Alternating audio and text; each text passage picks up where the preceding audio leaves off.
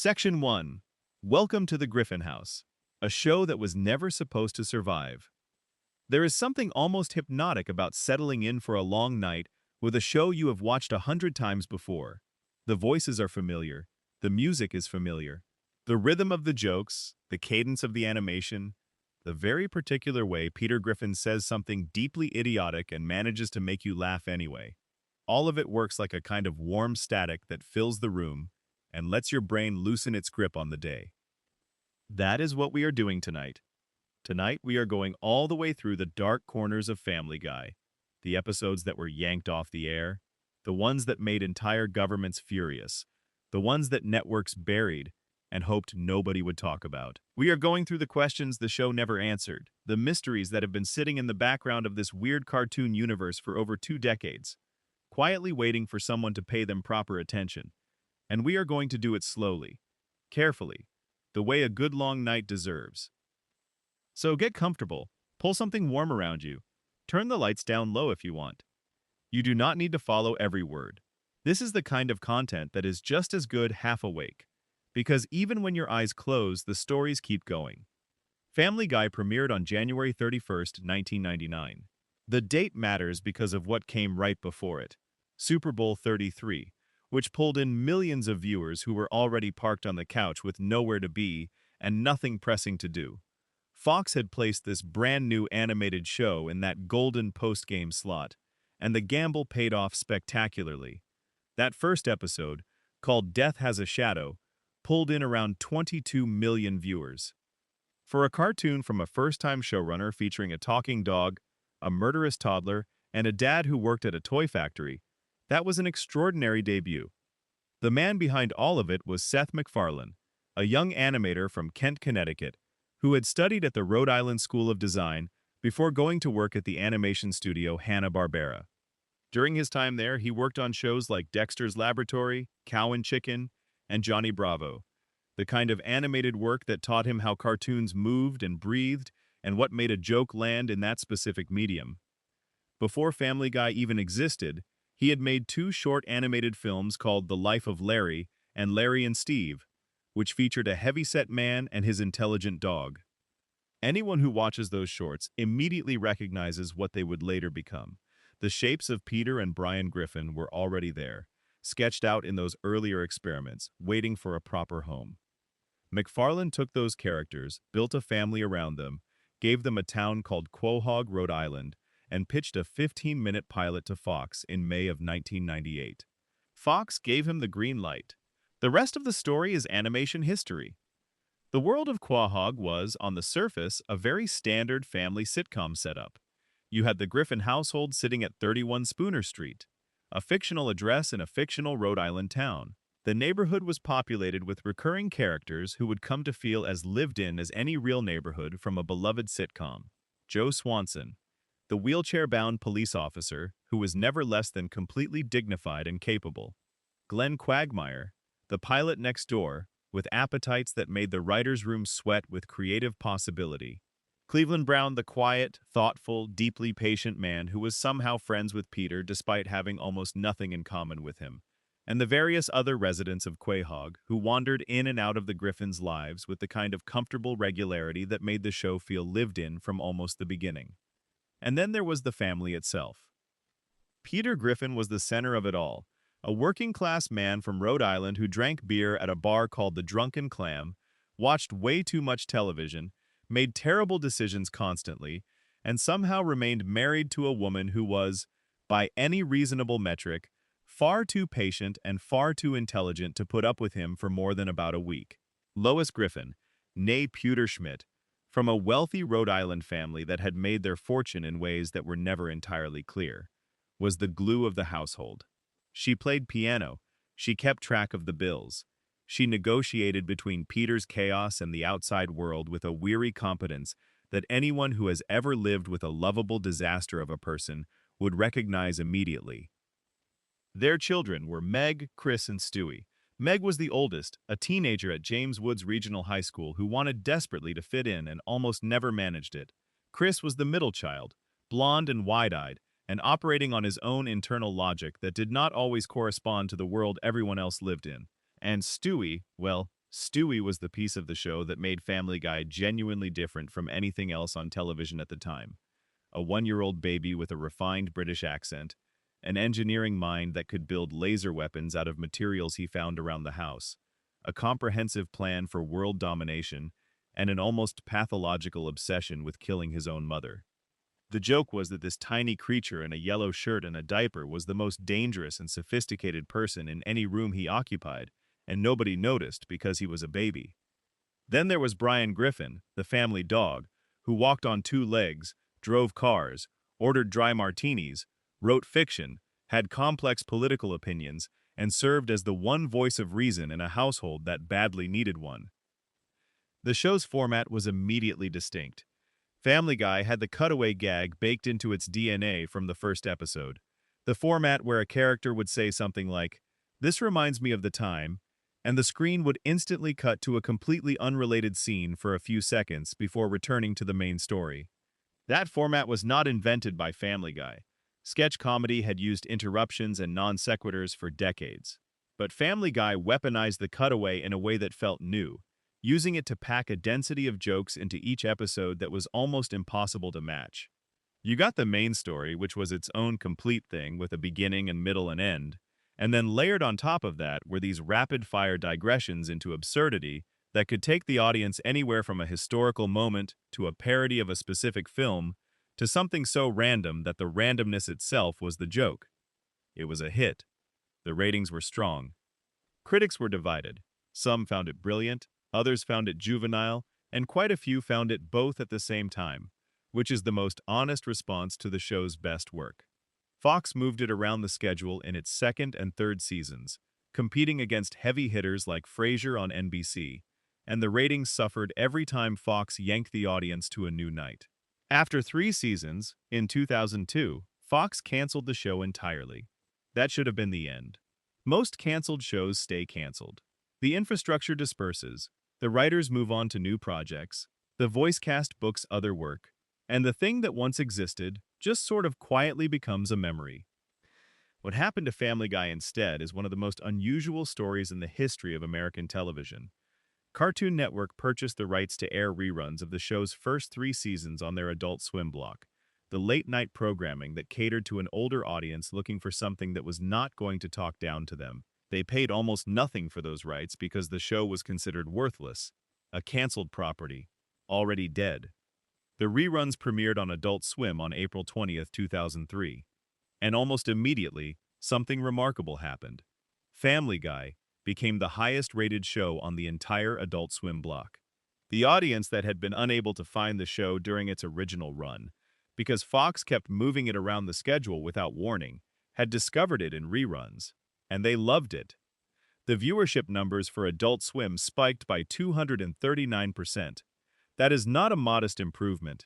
That is a transformation of an entire network's fortunes, driven almost entirely by one show. Around the same time, the DVD sets for the first 2 seasons were released. They sold over 400,000 copies, a remarkable figure for a defunct cartoon that had been off the air for 2 years. People were not just watching the reruns, they were buying the show. They were sharing it with their friends.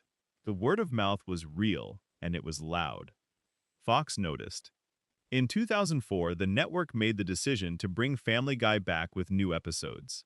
Season 4 was ordered, and the show that had been written off as a failure was suddenly one of the most anticipated returns in television history. It came back in 2005, and with that return came everything.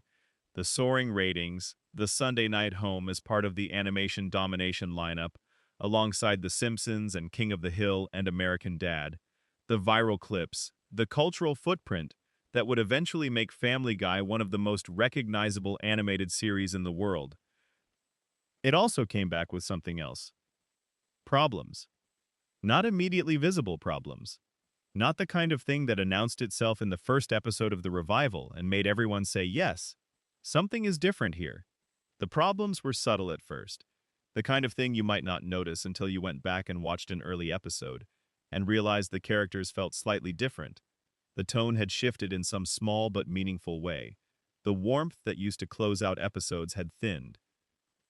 But alongside those creative changes, There was something else happening inside the show's history.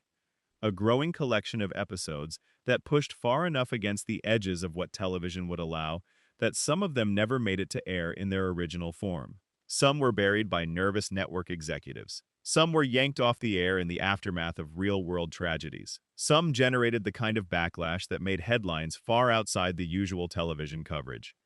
Those are the episodes we are going to spend the night with. And after we go through every one of them, we are going to sit with the deeper strangeness of Family Guy, the questions the show planted in its early seasons and never answered, the contradictions woven into the characters' histories, the fan theories that emerged from paying too close attention to a show that was supposedly just a silly cartoon about a dysfunctional family in Rhode Island. There is more going on inside that house at 31 Spooner Street than the show ever fully explained. That is where the real mysteries live. But for now, settle in, get comfortable. The night is long, and the Griffin family has a great deal to answer for. Drop a comment down below and let us know where you are in the world and what time it is right now.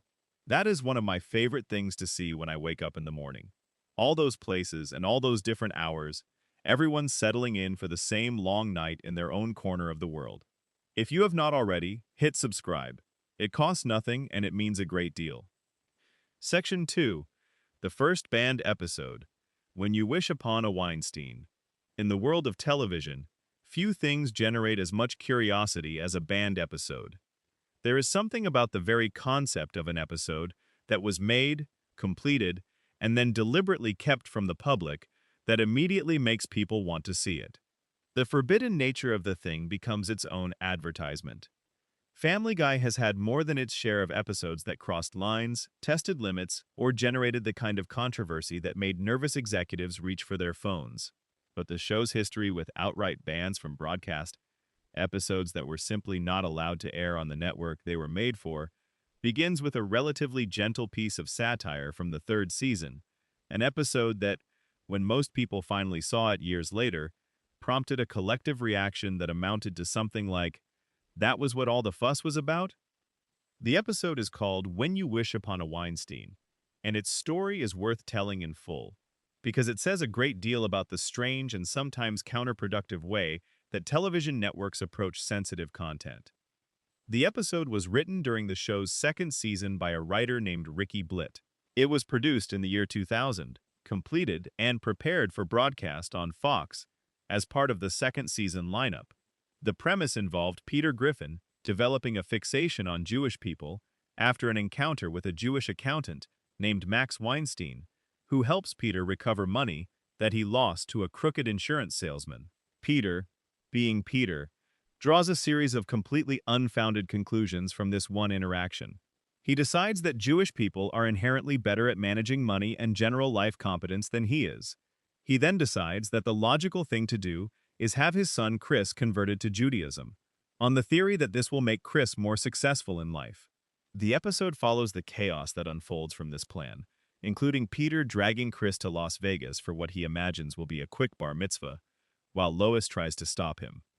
The episode contained a musical number called I Need a Jew, which was a parody of When You Wish Upon a Star, the famous song from the 1940 Disney film Pinocchio.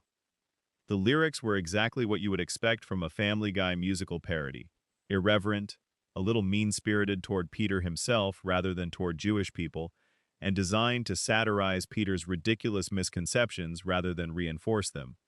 Fox's executives read the script, they watched the finished episode, and then they decided not to air it. The reasoning was that the episode could be interpreted as anti-Semitic. Fox was nervous. The content touched on religious and ethnic stereotypes in ways that, even filtered through the show's satirical lens, might come across to certain audiences as genuinely offensive rather than clearly mocking the character who held those views. The episode was pulled from the schedule without announcement. It sat on a shelf for 3 years. During those 3 years, the show was canceled, spent its time in the Adult Swim rerun wilderness, and then came back from the dead in 2005. Adult Swim, during the period when they were broadcasting the reruns of the first 3 seasons, eventually decided to air When You Wish Upon a Weinstein in November of 2003.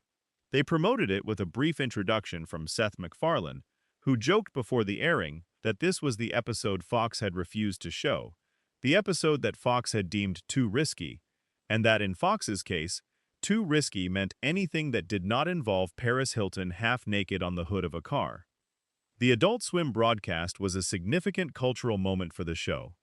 Here was this banned episode finally getting its premiere, on the very network that had been showing Family Guy reruns to enormous ratings, at the exact moment when momentum was building for the show's revival. The audience tuned in expecting something scandalous. What they found was something more interesting than that. When You Wish Upon a Weinstein is, when you watch it with fresh eyes, a fundamentally well-intentioned episode. The entire joke is Peter's ignorance, not Jewish people themselves. Max Weinstein, the Jewish accountant at the center of the story, is portrayed as a completely normal, decent human being who just happens to be very good at his job. The episode goes out of its way to show that Peter's assumptions about Judaism are cartoonishly wrong. Lois, the show's moral compass in those early seasons, explicitly argues that success has nothing to do with religion, that people are people regardless of faith, and that Peter's logic is as flawed as every other piece of logic Peter has ever produced. There is even a quietly touching scene where Peter visits a synagogue and has a genuinely respectful experience.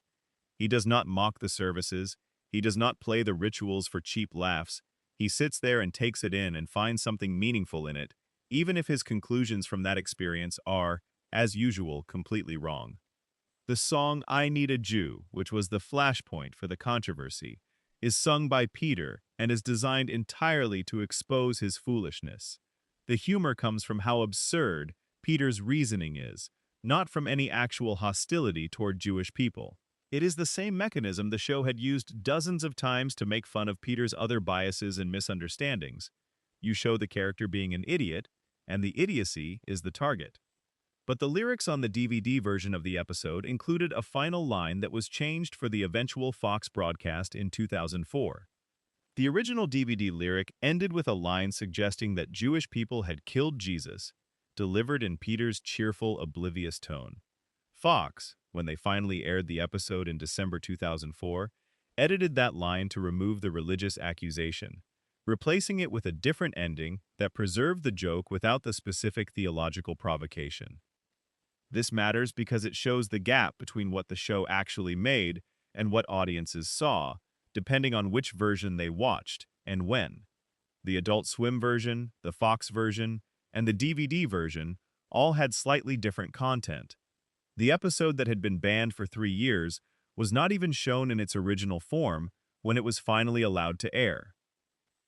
The story did not end there, because nothing in Family Guy ever ends simply.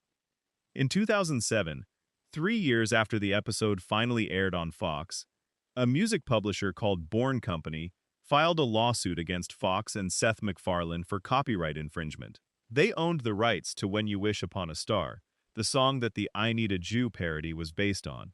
Their argument was that the parody had harmed the original song's reputation and constituted copyright infringement rather than protected parody. The case went to court. In March of 2009, a U.S. district judge named Deborah Batts ruled in favor of Fox and Family Guy. Her ruling established that I Need a Jew was clearly a parody under U.S. copyright law, and that the original song's association with wholesome family entertainment actually made it a more appropriate target for parody rather than a less appropriate one.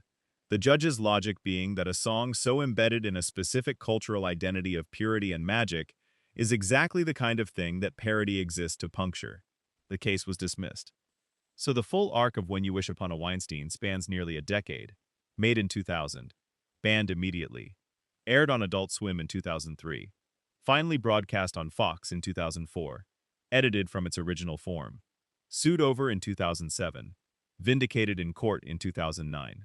That is a remarkable journey for a 22-minute cartoon episode about a man trying to convert his son to Judaism in Las Vegas.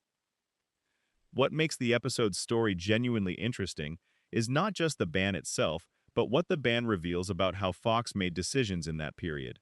The network's instinct was to protect itself from potential criticism by refusing to air something that might be misread, rather than trusting the audience to understand what the show was actually doing. In doing so, they took an episode that was fundamentally sympathetic to Jewish culture and treated it as though it were something dangerous. That instinct, the decision to pull content rather than defend it, would appear again in Family Guy's history. And the next time it happened, the content was genuinely more explosive. But worth noting before we move on, the actual content of When You Wish Upon a Weinstein was notably less offensive than dozens of other things the show put on the air during those years without incident.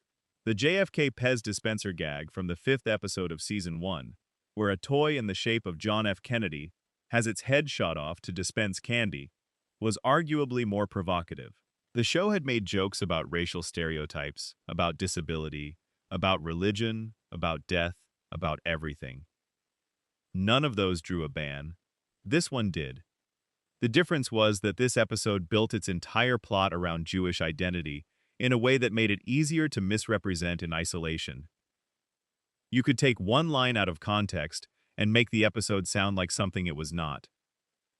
The Pez dispenser joke was dark, but it was not about a group of people. It was about a single historical event, framed as absurdist slapstick. When You Wish Upon a Weinstein was a full 22 minutes focused on a specific religion and ethnicity, which made it a larger target even when it was reaching for something more thoughtful than its premise suggested. The other thing worth noting is that the episode eventually, once people actually watched it, mostly won the critics over. Most reviews of the episode, once it was finally viewable, landed on a version of the same conclusion. Funnier than expected, more respectful than feared, and significantly more interesting than the controversy implied. The ban had made it seem dangerous. The actual episode was, in the end, fairly mild by the standards the show would later set for itself. It was the first time Family Guy ran into a network's unwillingness to take a creative risk. It would not be the last. And the next time it happened, not even the Adult Swim audience would be allowed to see the episode. Not for years. Section 3. The episode America still has never officially seen. Partial terms of endearment. There is a difference between an episode that was banned and eventually aired, and an episode that was made, completed, approved for production, and then simply never broadcast on American television at all. Not for a few years, not with edits, not under different circumstances. Just never. As of the time of writing, Partial Terms of Endearment, the final episode of Family Guy's 8th season, has still never been broadcast on any American network. That is a remarkable fact for a primetime animated comedy that has been on television for over 25 years. The story of how this episode came to exist, and how it came to be permanently buried in American broadcasting, is genuinely worth sitting with. Because it is not just the story of a controversial episode. It is the story of how American television handles one of the most politically charged subjects in the country, and what happens when a comedy show tries to engage with something that the entertainment industry has essentially decided is too radioactive to touch with humor. The pitch came from inside the Family Guy writers' room. Seth MacFarlane, when talking about the episode in interviews, said he could not remember exactly who originally proposed the idea, but that the concept was simple enough. Do an episode about abortion. Do it the way Family Guy does everything, irreverently, chaotically, through the lens of the Griffin family's particular flavor of dysfunction. MacFarlane said the episode was written by a writer named Danny Smith, and that Smith approached it with genuine care, even referencing an essay on abortion from Carl Sagan's book Billions and Billions, which MacFarlane described as one of the best pieces he had ever read on the subject. The pitch went to Fox. Fox's response was layered. They were willing to let the show produce the episode. They were not willing to commit to airing it. The specific arrangement MacFarlane described was that Fox said, in essence, you can make this, but we reserve the right not to air it. MacFarlane agreed to that arrangement. The episode was made. The premise is this. Lois reconnects with an old college friend named Naomi, who reveals that she and her husband Dale have been unable to conceive a child. Naomi asks Lois to consider being their surrogate mother, to carry a baby that would genetically belong to Naomi and Dale, not to Lois. Lois, after considerable soul-searching, agrees. She becomes pregnant through the surrogacy arrangement. And then, before the pregnancy reaches its conclusion, Naomi and Dale are killed in a car accident. This leaves Lois in a position that is, in purely logistical terms, genuinely complicated and genuinely painful. She is carrying a child whose biological parents are dead, whose legal status is unclear, and whose future depends on a decision that neither the law nor Lois's own conscience has an easy answer to. The episode follows Lois and Peter as they wrestle with this situation, with Peter ultimately coming down strongly against abortion after he encounters an anti-abortion protest and gets swept up in its rhetoric, while Lois is forced to reckon with what she actually believes about her own body and her own autonomy. The episode does not take a definitive side. That was deliberate. MacFarlane and the writers decided not to make the episode a piece of advocacy for either position. Lois does make a final decision about the pregnancy, but the episode ends before the audience is told what that decision is. The screen fades to black on ambiguity, which is either a bold artistic choice or a convenient dodge, depending on how you look at it. When Fox saw the finished product, they upheld their original reservation. The episode was not going to air. MacFarlane said in his New York Times interview that he believed the problem was the comedic framing, that Fox felt the mixing of such a serious subject with the show's particular brand of irreverence created a dissonance that was too uncomfortable to broadcast. He compared it to a hypothetical. If the same story had been told on a medical drama like House, it probably would have aired. The problem was not the content, the problem was the context. Fox also went a step further. They asked Adult Swim, the network that had already broken one Family Guy ban, by airing When You Wish Upon a Weinstein, not to broadcast this one either. Adult Swim agreed. The episode was released on DVD and Blu-ray as part of the Season 8 box set, and it aired on BBC Three in the United Kingdom on June 20, 2010. Other international markets got it as well, but in the country where it was made, by the network that produced it, it remains unaired. The episode is available to watch now, through the DVD sets and through certain international streaming arrangements, though it is conspicuously absent from the American version of Hulu, where the rest of Family Guy's catalog lives. If you are watching Family Guy on Hulu and you try to find partial terms of endearment, it simply does not exist there. The Season 8 collection ends at episode 21. The 22nd episode, the finale, is gone. Watching the actual episode, knowing all of this history, is a strange experience. It is not the most outrageous thing Family Guy has ever made. It is not the most graphic. By the standards of the show's later seasons, it is relatively restrained. What makes it different is the specificity of the subject it engages with. Abortion is not just a controversial topic in American culture. It is one of those rare issues that has the power to make people feel that engaging with it at all, in any form, regardless of the conclusion reached, is a form of taking sides. Networks have largely decided that the potential for blowback outweighs any benefit from engaging. The irony is that the episode, for all its controversy, is actually fairly respectful in its treatment of the subject. Lois is not a cartoon of an abortion advocate, and Peter, despite his conversion to the anti-abortion position under the influence of a crowd of protesters, is not presented as a thoughtful voice on the other side either. He is Peter. His convictions last until something else distracts him. The episode is essentially asking what happens when a sitcom family gets caught in the machinery of one of the country's most intractable debates. And the answer the show gives is that the machinery does not care what kind of family you are. It will grind through you just the same. Seth MacFarlane, in subsequent years, has been fairly sanguine about the arrangement. He understood when he made it that Fox might not air it. He made it anyway. He believes the episode has value, and the fact that it can be seen through DVD and various international releases means it was not lost to history. What it never got was the audience that a primetime Fox broadcast would have given it. The millions of people who watch the show casually and never go looking for things that are not in their regular streaming queue. There is also a detail worth noting here that connects this episode to one of the show's deepest and most persistent mysteries. Within partial terms of endearment, during an offhand line of dialogue, Lois makes a joke about Meg having given birth to Stewie. It is throwaway. It is clearly meant as a gag.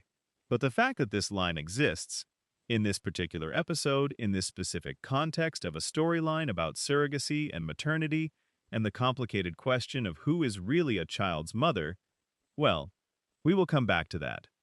Because some of Family Guy's mysteries are hiding in plain sight, dressed as jokes, waiting for someone to look at them directly. For now, the important thing is that partial terms of endearment exists. It was made with genuine creative intention. It was buried by a network that did not want the blowback, and it remains the only Family Guy episode in the show's 20-plus year history that has never aired on American television in any form.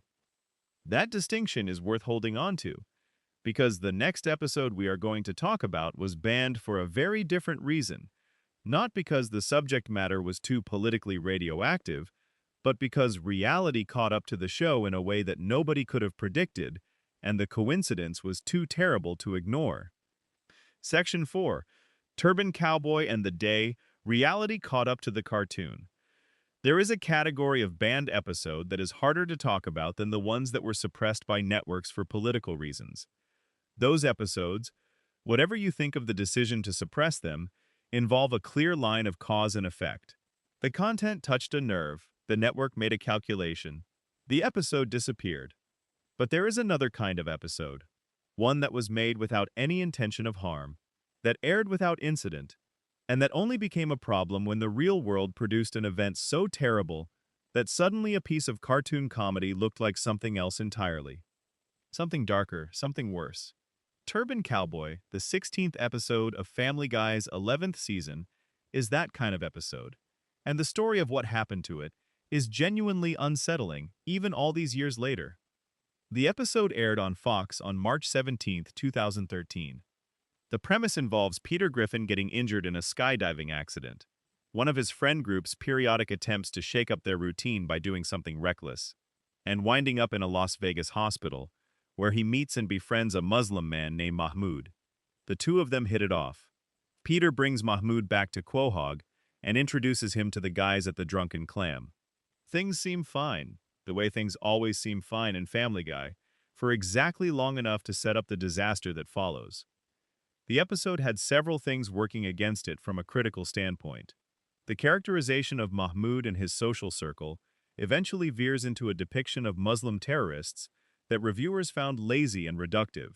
Kevin McFarland at the AV Club gave the episode a D and wrote that it felt like an episode made in 2002 and left on a shelf for a decade, completely unaware of how uniformly Middle Eastern characters were being depicted as terrorists in television and film at that point.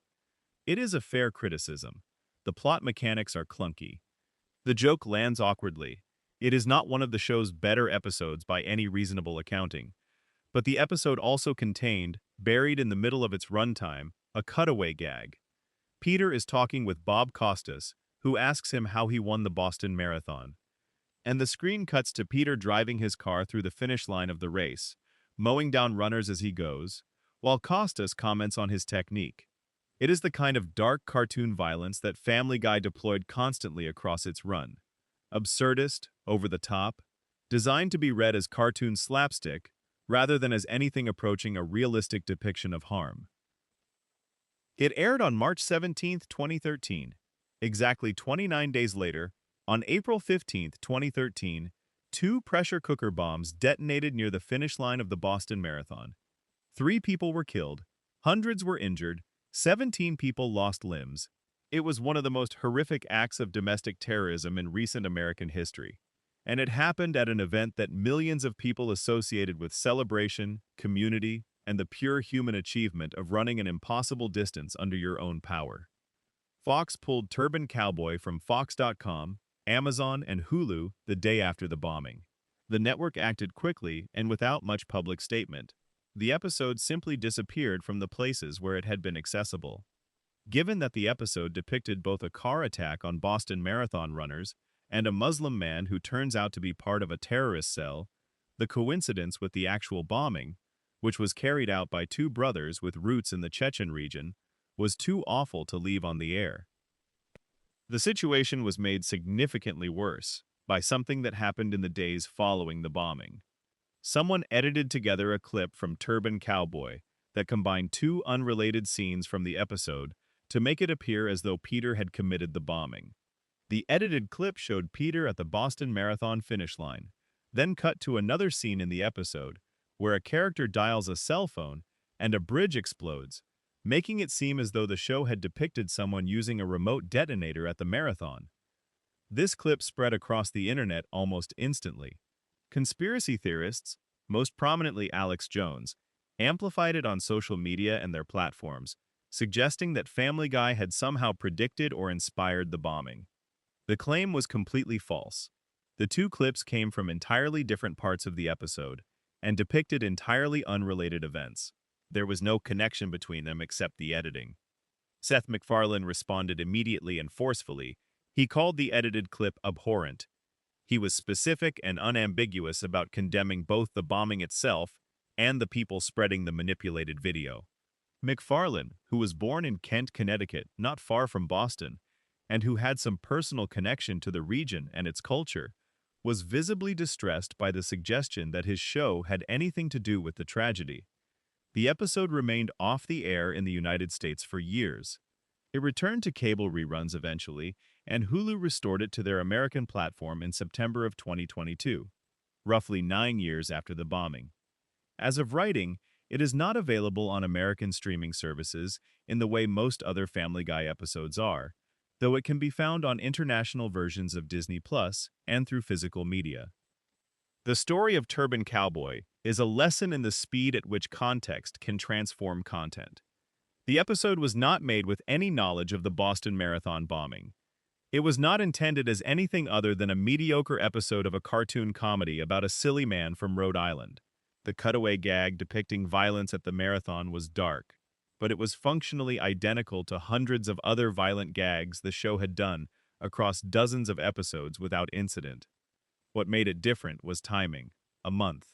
30 days separated the episode from an act of real-world violence that echoed what the episode depicted. That gap was not enough to maintain any conceptual distance between the cartoon and the reality. The image of people being run over at the Boston Marathon, which had been designed as absurdist slapstick, became something else entirely when the Boston Marathon became a site of genuine horror. There is something philosophically uncomfortable in this. The episode did not cause the bombing. It had nothing to do with the bombing. The clip that circulated suggesting a connection was a fabrication, and yet the episode remained buried for nearly a decade because the discomfort of its existence was real regardless of its innocence. You cannot watch a cartoon character mow down Boston Marathon runners 1 month after real people were killed at the Boston Marathon and feel nothing. The timing made the content unbearable, even though the content itself was unchanged. The Turban Cowboy story also raises a question that gets to the heart of what Family Guy was doing with its darker cutaway gags. At what point does cartoon violence stop being harmless absurdist comedy and start being something that should be thought about more carefully?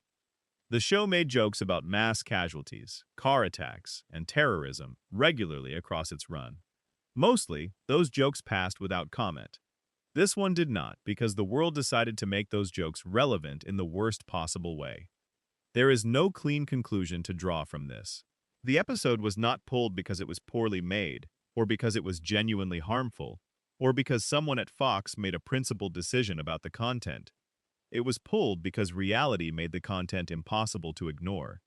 And that distinction, between episodes pulled for what they contain and episodes pulled for what they accidentally became, is one of the more interesting fault lines in Family Guy's complicated relationship with controversy.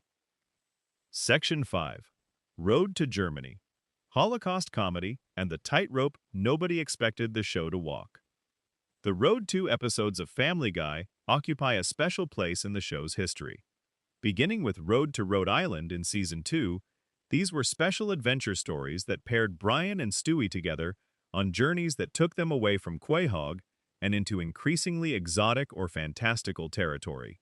The Road to format allowed the writers to put their two most verbally sophisticated characters into situations that demanded exactly the kind of wit and chemistry that made those characters interesting when they were in full flow.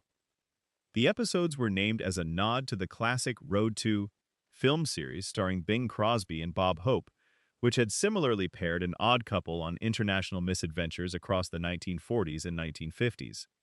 By the time Road to Germany aired, in October of 2008 as the third episode of Season 7, the format was well established and beloved. Road to Europe, Road to Rupert, Road to the Multiverse, each installment was a mini-event within the season, a signal that something more ambitious than the usual episode was on the way. Road to Germany is, by any measure, one of the most audacious things Family Guy ever attempted. The episode involves Stewie's time machine, a recurring element of the show's mythology, being accidentally activated by Mort Goldman, the Griffin's neighbor, and the show's recurring Jewish character, who mistakes the machine for a portable bathroom while visiting the Griffin house during an Oscar broadcast. Mort is transported to Warsaw, Poland on September 1st, 1939. The date is significant. September 1st, 1939 was the day Germany invaded Poland, the act that triggered the Second World War and set in motion the machinery of the Holocaust. Stewie and Brian realize what has happened and follow Mort into the past, arriving in Warsaw in the middle of what turns out to be a Jewish wedding, specifically, Mort's paternal grandparents' wedding, an extraordinary coincidence that the show uses to anchor Mort's presence in a world that would soon be trying to kill him. The episode that follows is genuinely remarkable for a primetime animated comedy. It does not shy away from the reality of what Nazi-occupied Poland meant for Jewish people. Mort is in constant danger. The comedy comes largely from the incongruity of the situation, from Brian and Stewie trying to navigate the logistics of wartime Europe while keeping a Jewish man alive, rather than from anything that makes light of the Holocaust's victims or the scale of the horror. There is a sequence in the episode that has been described by multiple people who have written about it as one of the most quietly devastating things Family Guy ever did. When Brian, Stewie, and Mort arrive in Warsaw for the wedding, the festivities are interrupted by the sounds of German bombs in the distance. The wedding guests hear the explosions. They realize what is happening. The scene transitions from celebration to terror in a way that the show handles with considerably more gravity than anything its usual format demands. Some critics of the episode, and there were critics, people who felt that the Holocaust was simply not appropriate subject matter for a comedy, regardless of how carefully the writers tried to approach it, argued that any attempt at humor within this setting was inherently disrespectful. The mere fact of placing cartoon characters into a historical atrocity, even with the intent of highlighting the horror rather than diminishing it, struck some viewers as a category error. The episode was not banned in the United States, it aired. It got strong reviews overall, with critics noting the tonal audacity of setting a road to adventure inside the opening days of the Second World War, with a Jewish character in tow. The IGN review called it one of the best episodes of the show in years. DVD Talk described it as hugely memorable. The episode received enough critical praise to be among the 3 episodes Fox submitted to Emmy voters, when the show received its landmark Outstanding Comedy Series nomination in 2009. The first time an animated series had received that nomination since The Flintstones in 1961. But the episode contained choices that made it controversial in specific communities. The humor involving Nazi Germany, however carefully framed, made some Jewish viewers and advocacy groups uncomfortable.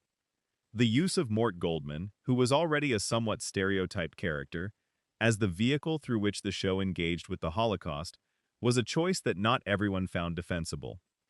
There is also a version of the episode that exists on DVD that is longer and somewhat darker than what aired on television. The DVD contains extended sequences of Mort complaining during the escape from Nazi-occupied Poland that were cut from the broadcast version, and the unedited episode dwells longer on certain images of wartime devastation that were softened for the primetime airing. The episode raises a question that applies to all of the entries on this list, but feels especially pointed here. What are the limits of comedy as a vehicle for engaging with historical atrocity? Family Guy had always operated on the principle that nothing was truly off-limits, that the satirical lens could be pointed at anything and reveal something true or funny or both. Road to Germany tested that principle more seriously than almost anything else the show ever made. The consensus, such as it exists, seems to be that the episode walked the line successfully, that the genuine horror of the historical period was treated with enough weight that the comedy surrounding it did not feel like an attempt to diminish it. But the consensus is not universal. There are viewers for whom any comedy set within the framework of the Holocaust is a step too far, and the fact that the episode's framing is sympathetic does not fully answer that objection. What Road to Germany ultimately represents is Family Guy at its most ambitious creatively, and the controversy surrounding it is the kind that comes from attempting something difficult rather than from being careless or cruel. That is a meaningful distinction. The show made a mistake in judgment with some of its later controversial episodes. Road to Germany, whatever you think of its specific choices, was a genuine attempt to do something challenging and do it with care. The fact that it ended up on any list of controversial episodes says more about how loaded the subject matter is than about the quality or intention of the episode itself. Section 6 Screams of Silence, the story of Brenda Q, and how Family Guy got serious at the worst possible time. If Road to Germany represents Family Guy attempting something difficult and largely succeeding, then Screams of Silence, the story of Brenda Q, represents Family Guy attempting something difficult and failing in almost every possible way. The episode aired on October 30th, 2011, as the third episode of Season 10. It was written by Alex Sulkin and focused on Quagmire's sister Brenda, who was in a deeply abusive relationship with a man named Jeffrey Fiekelman. The story follows Peter, Joe, and Quagmire as they become increasingly aware of the abuse Brenda is suffering and ultimately decide to do something about it. Here is the thing about Screams of Silence that needs to be understood before anything else about it can be properly evaluated. Family Guy, in its decade plus of existence by that point, had regularly made Quagmire himself a vehicle for depicting what would, in any realistic context, constitute serious sexual assault. Quagmire's character was built around a kind of hyperbolic sexual predation that the show played entirely for laughs. There were gags involving non-consensual acts, gags involving women who were clearly not in a position to give meaningful consent, gags involving Quagmire, and situations that should have landed him in prison by any reasonable interpretation of the law. All of this had been played as harmless cartoon excess for years, and now, in Season 10, the show decided that it wanted to do a serious episode about domestic abuse, about a woman trapped in an abusive relationship, about the people around her trying to help, about the psychology of victims who stay with their abusers. The response from critics and from audiences who had personal experience with domestic violence was immediate and severe. The central problem was not that the show tried to address the subject. The central problem was that the episode could not decide what it wanted to be. It oscillated wildly between playing the abuse for laughs and trying to treat it as a genuine emotional crisis, and neither mode was served by the presence of the other. The depiction of the abuse itself was criticized for being unrealistic. In the episode, Jeffrey Fiekelman is openly, publicly abusive to Brenda in front of everyone around them. He hits her, demeans her, and controls her in scenes set in public spaces where other characters react with a combination of horror and comedy. Critics who worked with actual domestic violence survivors pointed out that real abusive relationships rarely look like this. Abusers are typically careful to conceal their behavior in public. They present as normal, charming people in social settings, while the abuse occurs in private. The episode's portrayal suggested that domestic abuse was easy to identify, that an abusive partner would simply walk into a room and start demonstrating his behavior for an audience, which is precisely the opposite of how the dynamics of abusive relationships typically work. The legal details in the episode were also incorrect.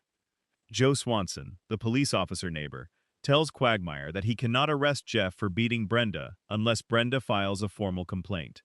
This is legally inaccurate. Rhode Island law, and the show is set in Rhode Island, mandates that police make an arrest in domestic assault cases based on probable cause, regardless of whether the victim cooperates. The show got the law wrong in a way that could have had real consequences for real people watching it. If a viewer believed that police needed a formal complaint from the victim to act, they might be less likely to call for help, or less likely to expect help if they did call. Then there is the ending, which generated the most criticism of all. Quagmire, Peter, and Joe ultimately murder Jeffrey. They dispose of the body. They present Brenda with a forged note suggesting that Jeffrey simply chose to leave her. Brenda is devastated by this, mourning the loss of the man who had been beating her. A realistic portrayal of the complicated grief that can follow the loss of an abusive partner, as victims often experience genuine attachment alongside the fear and pain. The murder is presented by the show as a good thing. Problem solved. The abuser is dead. The victim is safe. The episode closes with this as its resolution, framing the killing as the straightforward answer to a situation that anyone who has worked in domestic violence support would describe as requiring something far more nuanced. The immediate critical response was scathing. Media organizations that covered gender-based violence issued formal criticisms of the episode's portrayal. The AV Club's review described it as a serious episode of Family Guy that cripples the show's strengths. Multiple critics noted that the episode was condescending to the actual experience of domestic violence survivors in ways that the show clearly did not intend but could not escape. There was also the Quagmire problem that nobody could get past. Having Quagmire, a character whose entire comedic identity was built on his disregard for women's autonomy and consent, be the moral center of an episode about protecting women from a man who disregarded their autonomy, felt to many viewers like the show was thoroughly unaware of its own contradictions. Quagmire was not positioned ironically in this episode. He was positioned heroically. He was the one who cared. He was the one who acted. And that choice, given who Quagmire was, read to many viewers as the show congratulating itself for a moral seriousness it had never demonstrated. A director's cut of the episode was eventually produced in 2014, which re-edited significant portions of the story to make Jeffrey's abuse less openly public and more psychologically realistic. The revised version received a somewhat better critical response. But the original broadcast version remains in the record, and it is the version most viewers encountered when the episode first aired. The Screams of Silence controversy is different from the other episodes on this list, because it was not pulled, not banned, not suppressed by a nervous network. It aired. It was seen by millions of people, and then it was widely and thoroughly criticized for doing harm through incompetence rather than through deliberate intent. That is a different category of problem than what we have been discussing. Not a show that crossed a line by being too brave or too careless with sacred ground, but a show that crossed a line by being too confident about its ability to handle something it was not equipped to handle. The lesson of Screams of Silence, if there is one, is that good intentions do not inoculate against real harm. The writers almost certainly believed they were making an episode that would draw attention to domestic abuse. What they actually made was an episode that spread misinformation about it, mocked its victims' psychological responses, and resolved its problem with murder rather than with any of the resources that actually exist to help people in Brenda's situation. It stands as one of the most instructive failures in the show's history, precisely because it was trying to do something meaningful and missed by such a wide margin. Section 7. The Other Episodes. Pulled, cut, censored, and almost banned. Beyond the headline episodes, the outright bans, the post-tragedy removals, the notorious critical failures, there is a larger territory of Family Guy content that has been altered, shortened, pulled from rotation, or subjected to various degrees of network censorship across the show's long history. These stories are smaller, often, but taken together, they paint a detailed picture of the ongoing negotiation between a show that was always trying to push further and a broadcast environment that was always trying to maintain some version of a line. The Deep Throats episode from Season 4 is a relatively minor example, but a telling one. The episode sees Peter and Lois performing folk music together and, in one storyline, consuming marijuana before a show. In the Fox broadcast version, when Brian and Stewie walk in, on Peter and Lois lounging on the couch, in a distinctly impaired state, both characters are wearing underwear. The uncensored version of the episode, which exists on DVD, removes the underwear entirely and adds dialogue that is significantly more explicit about what Lois is asking Brian to let Peter do. The distinction matters not because nudity is particularly remarkable in an adult animated show, but because it demonstrates how granular the network's control over specific moments could be. The scene was not cut. It was simply adjusted to meet broadcast standards, with the original content preserved on home video. The musical number from the early seasons that was removed from the Cleveland-centric gossip storyline is another example from a different register. The scene in question involved Cleveland and a song that used a racial slur repeatedly, presented in the context of a musical parody of Bye Bye Birdie. The song was removed from the broadcast version of the episode entirely, it does not appear in later reruns. It exists in documentation of the show's production history, but not in any form most viewers would encounter. The JFK Pez dispenser gag from the fifth episode of the very first season, A Hero Sits Next Door, was edited out of the American DVD release, as well as many subsequent television broadcasts. The joke involves a child emerging from a store with a Pez dispenser shaped like John F. Kennedy, at which point a stray bullet from a police officer's gun destroys the dispenser's head, leading the child to produce a second dispenser shaped like Robert Kennedy. The implication is a second assassination joke, delivered as quick physical comedy. The gag was considered too offensive even for the show's considerable tolerance for dark historical references, and it was quietly removed from most versions of the episode that exist in distribution. The Season 7 episode 420, which followed Brian's campaign to legalize marijuana in Quahog, generated one of the show's more unusual pieces of international controversy. The Venezuelan government reacted to the episode with formal displeasure, with the country's justice minister citing it as an example of the United States using popular entertainment to promote drug use. Cable stations in Venezuela were warned they faced fines if they continued broadcasting Family Guy episodes. The show was not permanently banned in Venezuela, but the political response was significant enough to generate news coverage outside entertainment media. A cartoon comedy about a talking dog sparked a diplomatic conversation about cultural imperialism and the influence of American entertainment. That is a remarkable outcome for a show that was, at its core, trying to make a joke about getting high. The Russia controversy, which is more recent than most of the episodes on this list, came from the 21st season's two-part finale, titled From Russia with Love and Adult Education. The storyline involves Meg traveling to Chelyabinsk, Russia, where she falls in love with a man who is ultimately using her to obtain a green card. The episodes include a musical number called This Old Town that parodies the song from Beauty and the Beast and is designed as a comprehensive mockery of Chelyabinsk specifically. A Russian regional deputy named Yana Lantratova made a formal public statement calling the episode a deliberate offensive artistic image that had nothing to do with the reality of her region, characterizing it as part of an information war conducted through artistic works. Cable stations in Russia were reportedly notified that broadcasting the episode could result in regulatory action. There is something almost symmetrical about this. An episode depicting Muslim terrorism generated controversy after real terrorism. An episode mocking a Russian city generated protests in Russia. The show's regular engagement with ethnic and national stereotypes, which had always been part of its mode of comedy, kept producing consequences in the real world. Sometimes minor, sometimes not, sometimes tragic. The episode Not All Dogs Go to Heaven, from Season 7, is worth noting here not because it was banned, but because it generated the kind of sustained critical response that occasionally causes networks to reconsider future content. The episode follows Meg converting to evangelical Christianity and subsequently attempting to convert Brian, which leads to Brian delivering an extended monologue about his atheism. The monologue was praised by some viewers for its intellectual content and criticized by others for the same reason. It was, depending on your perspective, either Brian making a coherent case for a valid worldview, or Brian being deployed as a vehicle for the writers to lecture the audience about religion.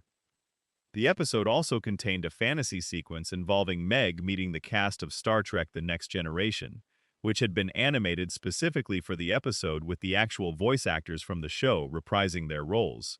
Patrick Stewart, Jonathan Frakes, and others contributed to what was genuinely an impressive production achievement for a primetime animated show. But the controversy around the Brian's atheism storyline overshadowed everything else about the episode, and Not All Dogs Go to Heaven is most often remembered as the episode that proved Family Guy could make its audience genuinely angry about its point of view, rather than about its content. The Seahorse Seashell Party from Season 10, which aired the same night as Screams of Silence, and is often discussed alongside it as the most troubling episode of that era, deserves its own detailed treatment in our later section on the show's treatment of Meg. For now, it is enough to note that this episode too generated sustained criticism, not for a single offensive moment, but for a sustained argument about abuse that critics found deeply irresponsible. and that it was never pulled from broadcast or streaming, despite that criticism. Family Guy's relationship with censorship is, when viewed across its full history, a peculiar one. The show that was banned from American television before it ever aired a second episode, that had its third season finale locked in a vault for 3 years, became a show that regularly produced content significantly more provocative than the material that had been suppressed, and mostly got away with it. The standards were applied unevenly, the reasoning was sometimes inconsistent, and the process of deciding what was too far was never entirely transparent. What these episodes share is not a coherent standard of what constitutes unacceptable content. What they share is the capacity to make someone, somewhere, reach for a phone. Whether that someone was a Fox executive worried about advertiser blowback, a government official defending national pride, a domestic violence advocate watching misinformation spread to millions of viewers, or a broadcaster trying to respect the memory of bombing victims. In each case, the show had produced something that crossed from entertainment into something that required a response. Section 8. The Biggest Mysteries and Unanswered Questions of Family Guy. We have spent a great deal of time with the episodes that made headlines, the ones that generated controversy and caused networks to make difficult decisions. Now we are going to slow down even further. We are going to sit with the stranger, quieter mysteries, the things that have been living inside the show's mythology for years, the questions that the writers planted and never answered, the contradictions that accumulate across 20-plus seasons of a show that was never particularly interested in maintaining a consistent internal universe. The mysteries of Family Guy are not like the mysteries of a prestige drama series. They are not planted with intention, designed to be resolved in a satisfying season finale. Most of them are the product of creative inconsistency, of different writers in different seasons making choices that do not align with choices made in other seasons, of a show that has never taken its own continuity very seriously. But they are still there, and sitting with them, in the quiet of a long night, is its own kind of pleasure. Let us start with the question that has been debated by viewers since the show's earliest episodes, the one that the show itself has acknowledged multiple times without ever definitively resolving: who can actually understand Stewie? In the show's original conception, Stewie's intelligence and his elaborate speech were mostly invisible to the other characters. He would deliver these magnificent soliloquies about world domination, and the other characters would just sort of smile at him or move past him, as if he had produced ordinary baby sounds. The comedy relied on this gap. The audience heard Stewie, the other characters did not. Brian was the exception. Brian could understand Stewie, which is why their friendship had the specific chemistry it did. Brian was the only person in Stewie's life who could actually talk to him. But the rules were never consistent. Over the seasons, Chris was sometimes shown to understand Stewie perfectly, and sometimes treated him like a baby who just made noise. Lois, who supposedly did not understand Stewie, occasionally responded to things he said in ways that implied she had understood him perfectly. Characters who had no prior relationship with Stewie would sometimes engage with him in full conversation and sometimes react to him as though he were just a baby in a room. Seth MacFarlane eventually offered an explanation in interviews. His position was that all of the characters actually can understand Stewie. The reason they often do not respond to what he says is that adults simply do not take a one-year-old seriously. They hear what he says and they dismiss it the way adults dismiss things said by babies, even when what the baby is saying is a detailed plan for global domination. The apparent inconsistency, MacFarlane suggested, was not inconsistency at all, but a reflection of how the adult world treats children's speech. The show eventually tried to address this directly in the season 19 episode Stewie's First Word, in which Stewie says something out loud in public and discovers that everyone around him heard and understood him. His conclusion is that people can understand him when he is experiencing a particularly strong emotion. That emotional intensity somehow makes his speech comprehensible in ways that ordinary conversation does not. That is an interesting theory, offered up within the fiction itself, but it does not actually account for the dozens of prior episodes in which characters clearly understood or did not understand him in ways that had nothing to do with emotional intensity. The honest answer is that the show used Stewie's comprehensibility as a plot device, adjusting it to serve whatever the episode needed. When the joke was funnier if no one could hear him, no one could hear him. When the episode required him to interact with another character in a way that demanded comprehension, suddenly that character could understand him. The explanation offered after the fact is a retroactive attempt to make sense of what was actually just a 20-plus season-long creative inconsistency. This matters not because it is a flaw that ruins the show, but because it is a window into how Family Guy actually operated as a creative enterprise. The show was fundamentally improvisational. The writers were making episode-by-episode decisions without a strong commitment to internal consistency. What worked for this scene right now was more important than what had been established in earlier scenes. The result is a show with a mythology that is rich, but internally contradictory, full of details that pull against each other if you try to align them. The question of Meg's biological father is another excellent example of this. In the Season 2 episode Screwed the Pooch, Brian is called to testify in a legal proceeding about whether he is fit to care for a child. Part of the evidence presented involves Peter vouching for Brian by demonstrating how well Brian knows the Griffin family. One of the things Peter reveals during this testimony is that Meg's biological father is not Peter himself, but a man named Stan Thompson, with whom Lois apparently had a prior relationship. The implication is that Lois and this man were together before or during the early period of her relationship with Peter, and that Meg is the product of that relationship. This is presented as an established fact within the show's universe. It is treated as something Brian knows and something Peter apparently knows as well.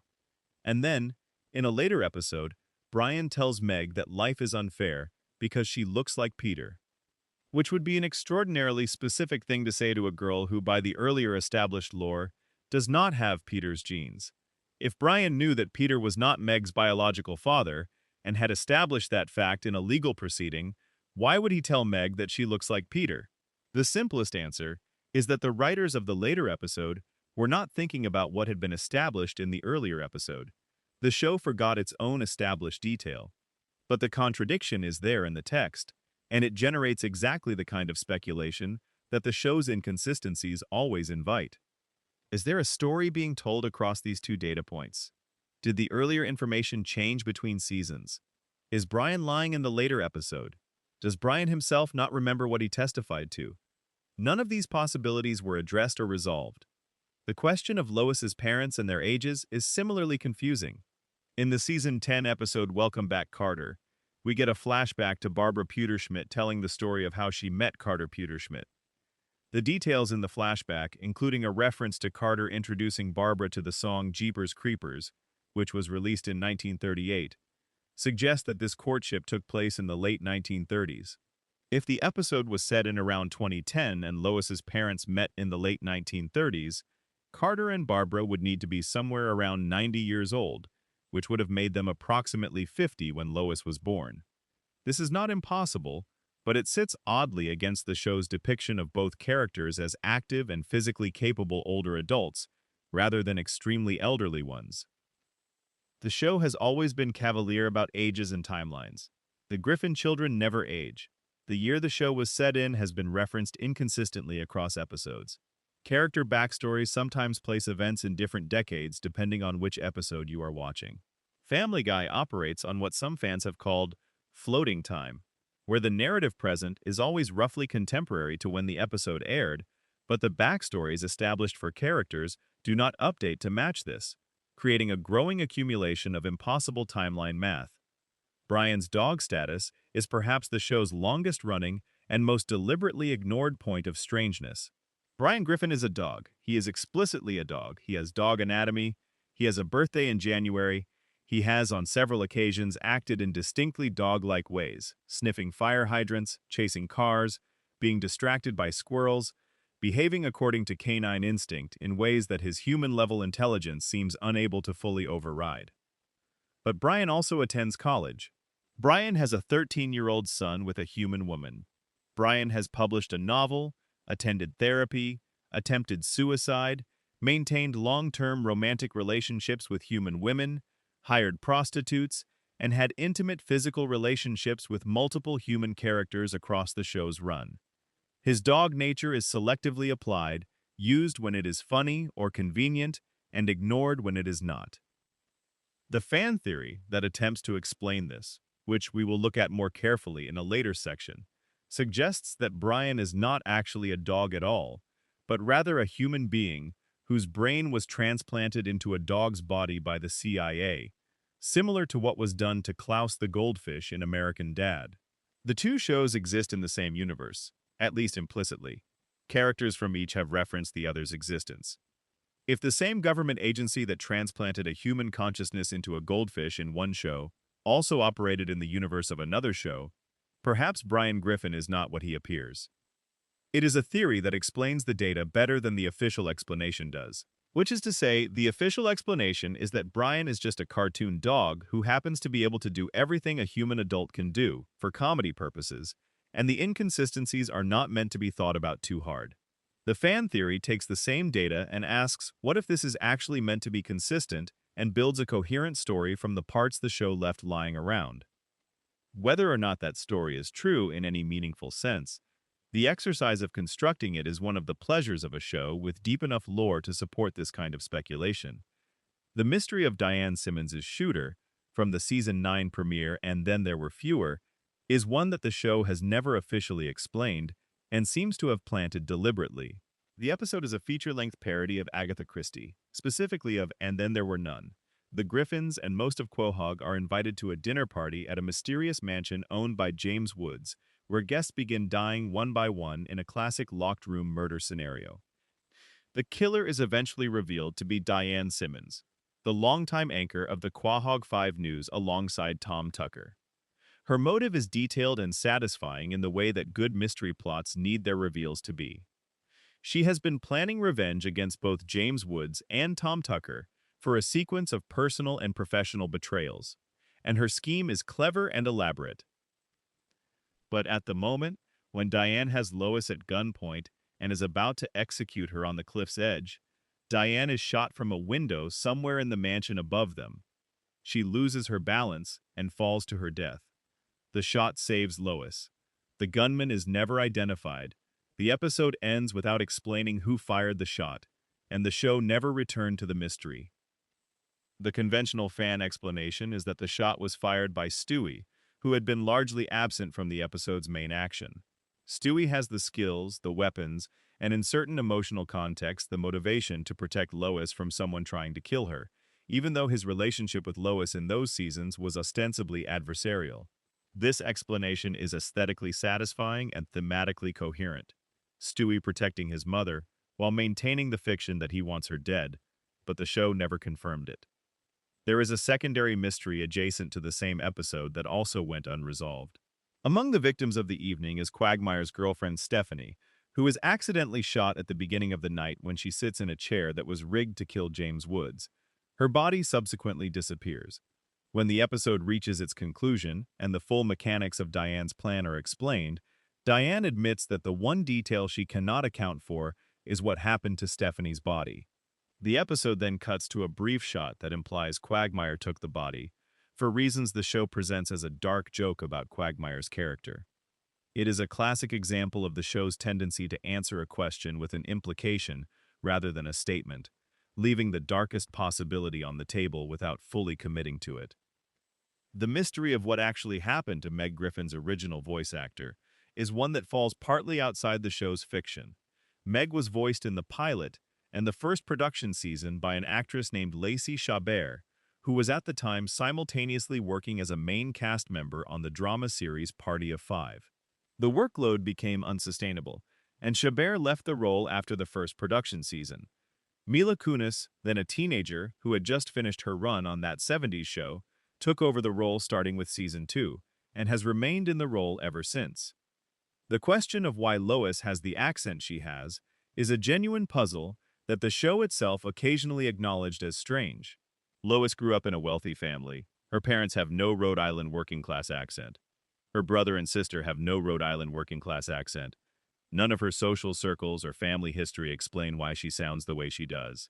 The accent appears to have been built into the character from the pilot as a way of keeping her connected to the working-class texture of the show, but it has no in-universe explanation. The continuing presence of Herbert the Pervert in Quahog, A character whose entire comedic identity is built around his attraction to young boys, particularly Chris, is a mystery of a different kind. The character has been in the show since season 4. He has been around Chris Griffin consistently across those seasons.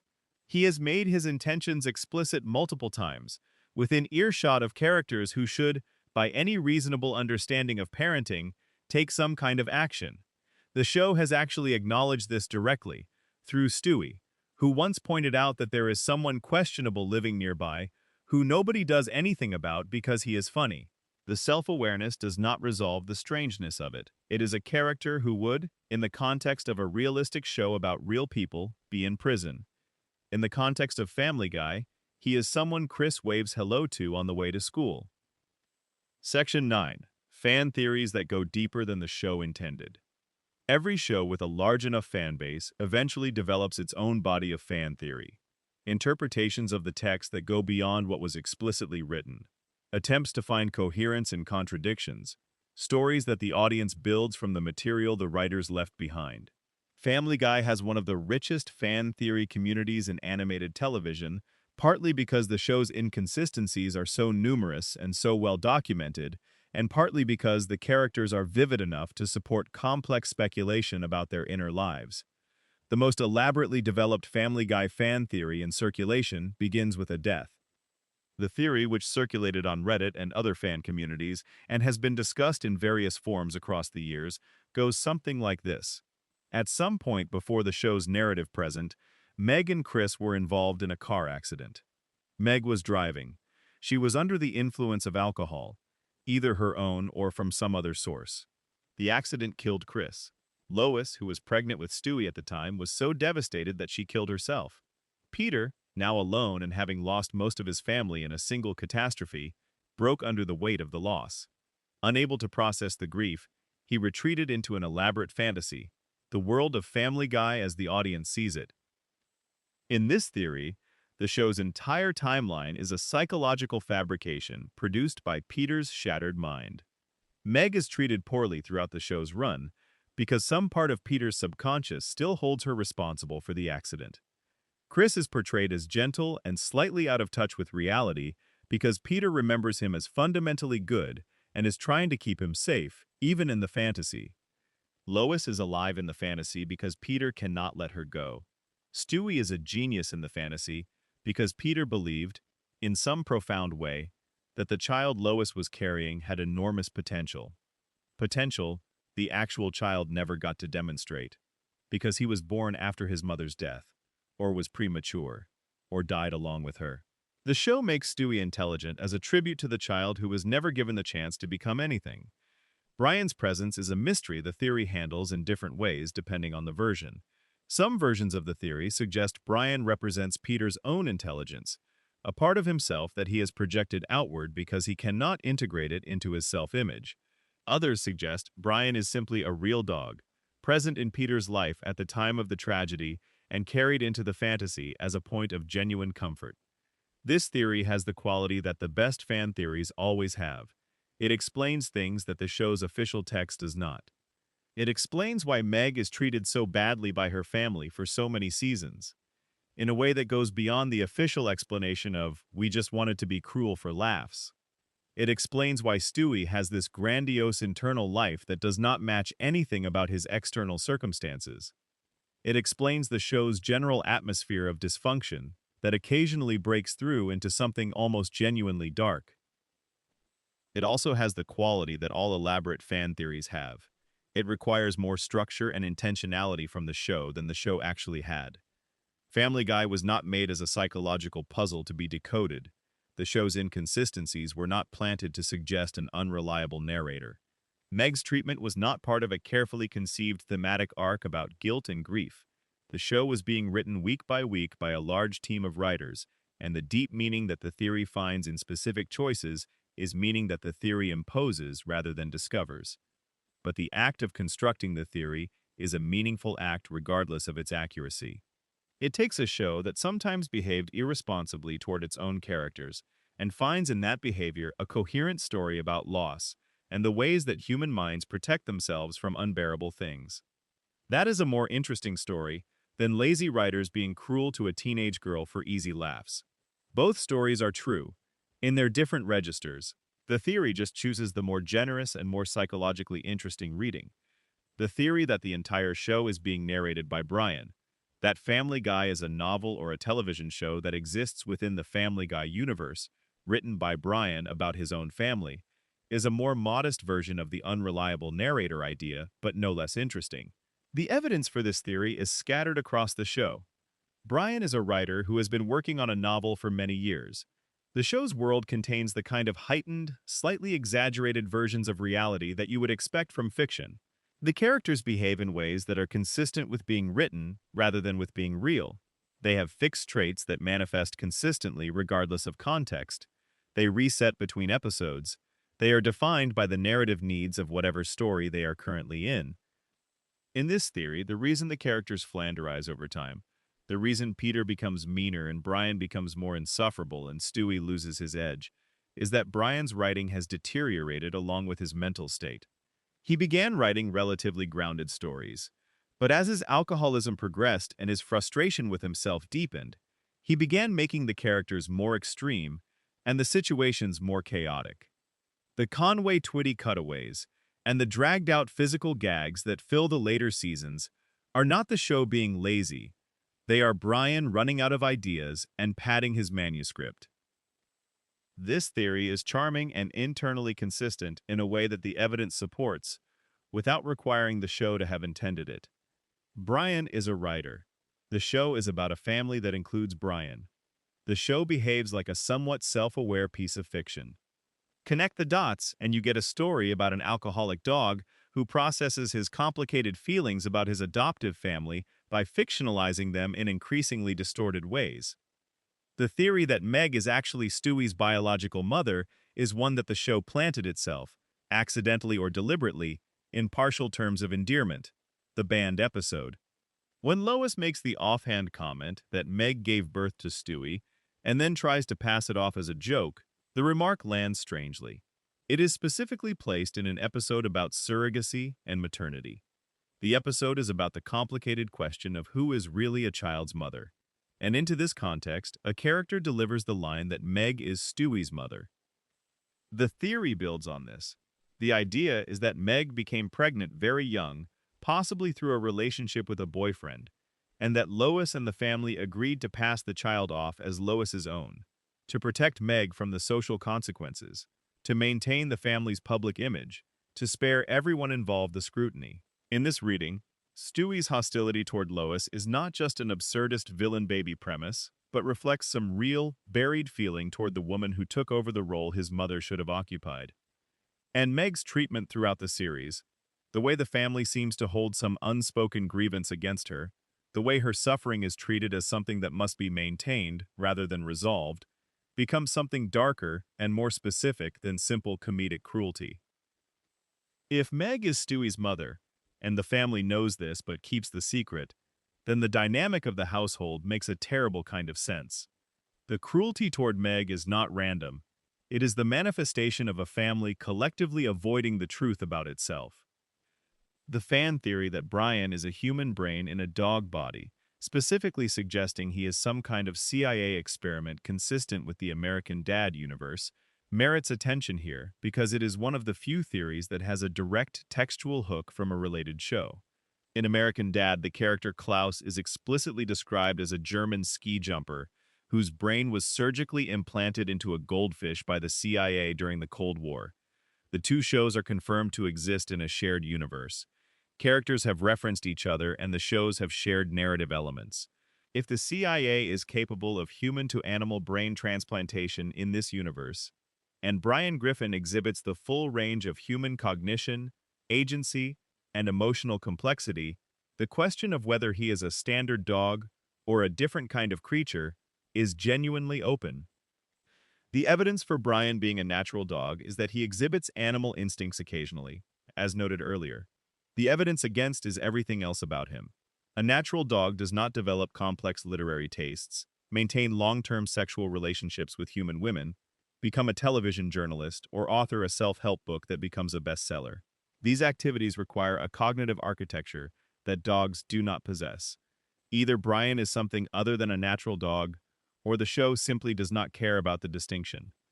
Given that the show does not care about the distinction, the fan theory serves as a way of caring on the show's behalf. It takes the data seriously and builds a coherent story from it. And in building that story, it suggests a Family Guy universe that is stranger and more philosophically interesting than the show ever committed to exploring. The Quagmire as supernatural entity theory is perhaps the most playfully dark of the major fan theories. The evidence, assembled across the show's history, is this. Quagmire appears to have been in his adult physical form since at least the early 1960s. There are flashback episodes in which a character clearly meant to be Quagmire appears decades before the show's present day, without any apparent aging. His appetites and behaviors are described in terms that go beyond ordinary human libido into something more mythological, an insatiable compulsion that seems to transcend the normal boundaries of human need. Some versions of this theory suggest Quagmire is an incubus, a creature from folklore that feeds on sexual encounters with sleeping victims. Others just suggest he is simply a very old and very strange human being who does not age in the ordinary way.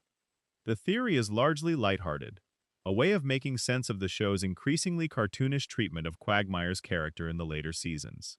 But it is also a useful lens for understanding what the show was doing with the character over time, taking something that began as an exaggerated depiction of a particular type of predatory masculinity and inflating it past the point of realism into something that had to be supernatural to make any internal sense. Section 10. The Hidden Lore, Unresolved Storylines, and the Mythology the Show Built and Left Behind. Beyond the specific mysteries and the fan theories, there is a layer of Family Guy that consists of stories the show started and never finished. Threads that were pulled partway out of the fabric and then left dangling. Characters who appeared, mattered, and then vanished without explanation. Reveals that were made and then quietly reversed. This is the accumulated mythology of a show that operated at the volume Family Guy operated at, constantly generating new material, rarely pausing to reconcile what the new material meant for what had come before. The death and revival of Brian Griffin is perhaps the most dramatic example of this. In the episode Life of Brian, which aired during Season 12 in November of 2013, Brian is struck and killed by a car outside the Griffin house. The death was treated with genuine gravity. The family mourned. Stewie, who despite his often antagonistic behavior toward Brian, was shown to genuinely love him, was devastated in a way that the show made room for and handled with unusual emotional care. A new dog named Vinny, voiced by Tony Sirico, was introduced as a replacement for Brian. The show gave the new character time and attention, developing a relationship between Vinny and Stewie that was different from the Stewie and Brian dynamic, but not without its own warmth.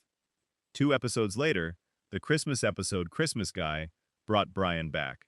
Stewie, traveling through time, used a device stolen from his own future self to return to the day of Brian's death and prevent it. Brian was alive again. Vinny was gone. The status quo was restored.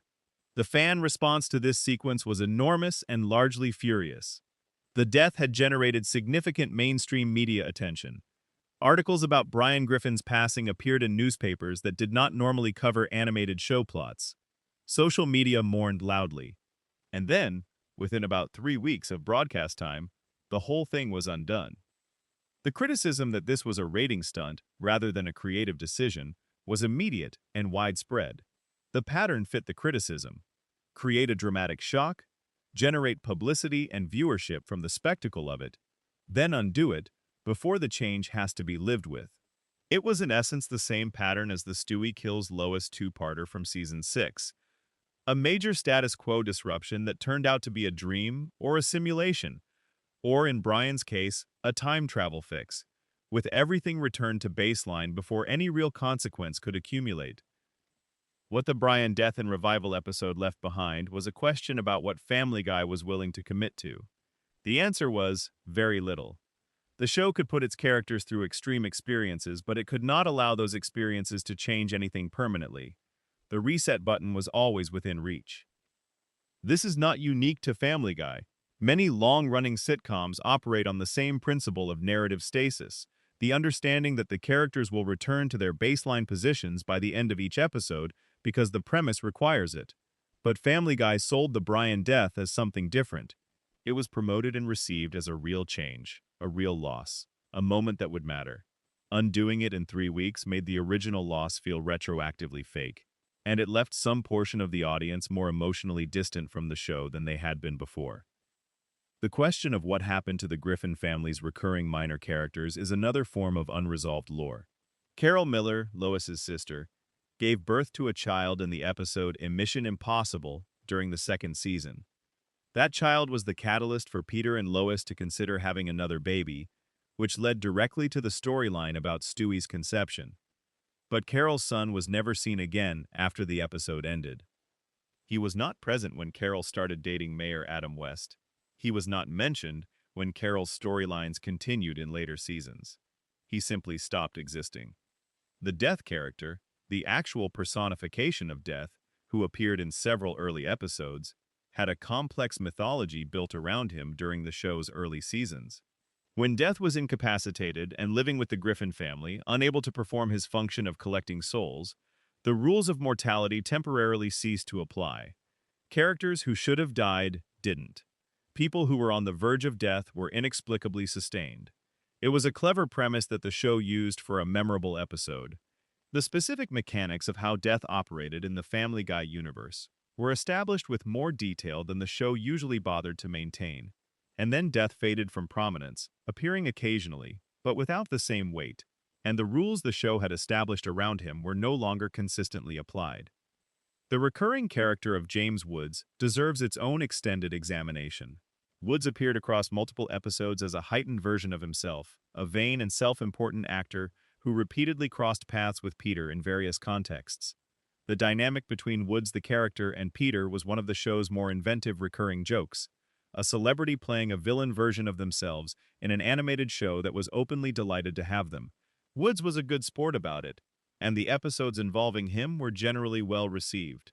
But the Season 9 premiere, And Then There Were Fewer, which we discussed earlier in the context of the mystery of Diane Simmons's shooter, permanently killed James Woods as a character within the show's universe. Seth MacFarlane confirmed this explicitly. The characters who died in that episode were killed off for real. Woods was one of them. The implication of this is that all the previous episodes involving James Woods, all the future references to him, all the ongoing mythology around the character, now has a definitive endpoint. James Woods, the character, is dead within the show's universe, killed at Diane Simmons's dinner party, and the show treated this as a permanent canonical fact. This is one of the very few cases where Family Guy committed to a permanent change in the status quo. And it is interesting that the change it committed to was not about one of the main characters, but about a celebrity guest playing a version of himself. The long history of Lois's implied dark past is another piece of the show's mythology that was introduced, developed partially, and never fully resolved. Across the show's early seasons, Lois was occasionally revealed to have a history that contradicted her present-day image as a patient and relatively normal homemaker. She had a period in her youth of drug use and promiscuity. She had a connection to the criminal world through her wealthy father's business dealings. There were references to things she had done and people she had been involved with that the show used as comic surprises. The respectable mother who turned out to have a complicated history, but which were never developed into a coherent backstory. The most extreme example of this is the episode in which it is revealed that Lois was briefly involved with Gene Simmons of the band Kiss. This is presented as a joke, a rapid-fire reveal in the style of a cutaway, and it is never elaborated on. But it adds to an accumulation of data points, suggesting that Lois Pewterschmidt had a more interesting and darker life before Peter than the show ever properly explored. The wealthy girl from the patrician family who somehow ended up married to Peter Griffin, living in a working-class neighborhood, never quite fit the surface image she projected. The show kept hinting at something more complicated underneath. The question of Carter Pewterschmidt's actual source of wealth is genuinely unresolved across the show's entire run. Carter is established as one of the wealthiest men in the United States. He has a mansion, a yacht, political connections, and the kind of financial power that makes government officials treat him as an equal. But the specific industry or industries through which he accumulated this wealth have never been clearly established. Various episodes have suggested different possibilities: manufacturing, finance, media, something connected to government contracts. None of these explanations were ever treated as definitive. The ambiguity is probably intentional to some degree. Carter's wealth is most effective as a dramatic element when it is vaguely enormous, rather than specifically sourced. Once you know exactly where the money comes from, it becomes bounded, and bounded wealth is less dramatically useful than mythological wealth. But it also means that the show built a recurring character around a fundamental mystery that it never felt the need to resolve. The fate of Meg Griffin's original canon romantic interests is one of the show's more poignant open threads. In the early seasons, when Meg was still a relatively grounded character with the texture of a real teenage girl, she had a recurring interest in a neighbor named Kevin, and various episode-specific love interests who appeared for a single story. As the show transitioned to using Meg primarily as a target for abuse rather than as a character with her own interior life, these romantic possibilities faded. The show stopped being interested in Meg as someone who might achieve anything, including love. The open threads of her romantic history were not resolved. They were just abandoned, along with most of the rest of her characterization. Peter's Irish heritage is a recurring element of the show's mythology that was introduced in the Season 3 episode Peter Griffin, Husband, Father, Brother, which revealed that Peter's family had connections to slavery, a revelation that was handled with the show's typical combination of historical awareness and tonal inconsistency. Later seasons developed a more complex picture of Peter's ancestry, including episodes set in Ireland and storylines involving his extended family. But the full picture of where Peter came from and how that history shaped the character was never mapped with the kind of care that would have made it cohere. The ongoing question of whether Stewie's weapons and machines are real within the show's universe, whether the other characters can see and interact with them, whether they work the way they appear to work, is another version of the same problem that surrounds Stewie's speech. In the early seasons, Stewie's weapons were mostly invisible to the other characters, used in ways that only the audience fully saw. In later seasons, Stewie's technical creations became more integrated into storylines in which other characters clearly interacted with them. The time machine is the clearest example. Multiple characters have used it, been affected by it, and discussed it in ways that treat it as a real object in the show's world. But the logic of who knows about Stewie's lab and who does not has never been consistently applied. All of these unresolved threads, taken together, paint a picture of a show that generated more mythology than it could responsibly steward. Family Guy created a universe that was simultaneously rich and chaotic, full of specific details that created the feeling of depth without ever being organized into actual depth. The feeling of there being a complex story underneath the comedy was real, even if the actual complex story was never assembled from the pieces. This is part of what makes the show so enduring as an object of fan scrutiny. The gaps between what the show established and what it resolved are large enough to drive entire alternative readings through, and the characters are vivid enough that those alternative readings feel meaningful even when the show itself would reject them. Section 11. The mythology of Quahog, the town that should not exist. We have spent a great deal of time inside the Griffin house. Let us step outside for a moment. The town of Quahog, Rhode Island, is where Family Guy lives. It is a place with its own geography, its own institutions, its own history, and its own recurring cast of inhabitants who have built up enough of a shared life across more than 2 decades of storytelling to feel like a real community, or at least a real community's cartoon reflection. Quahog is not a real Rhode Island town. It is a fictional creation, though the show has always been careful to root it in specific real Rhode Island geography.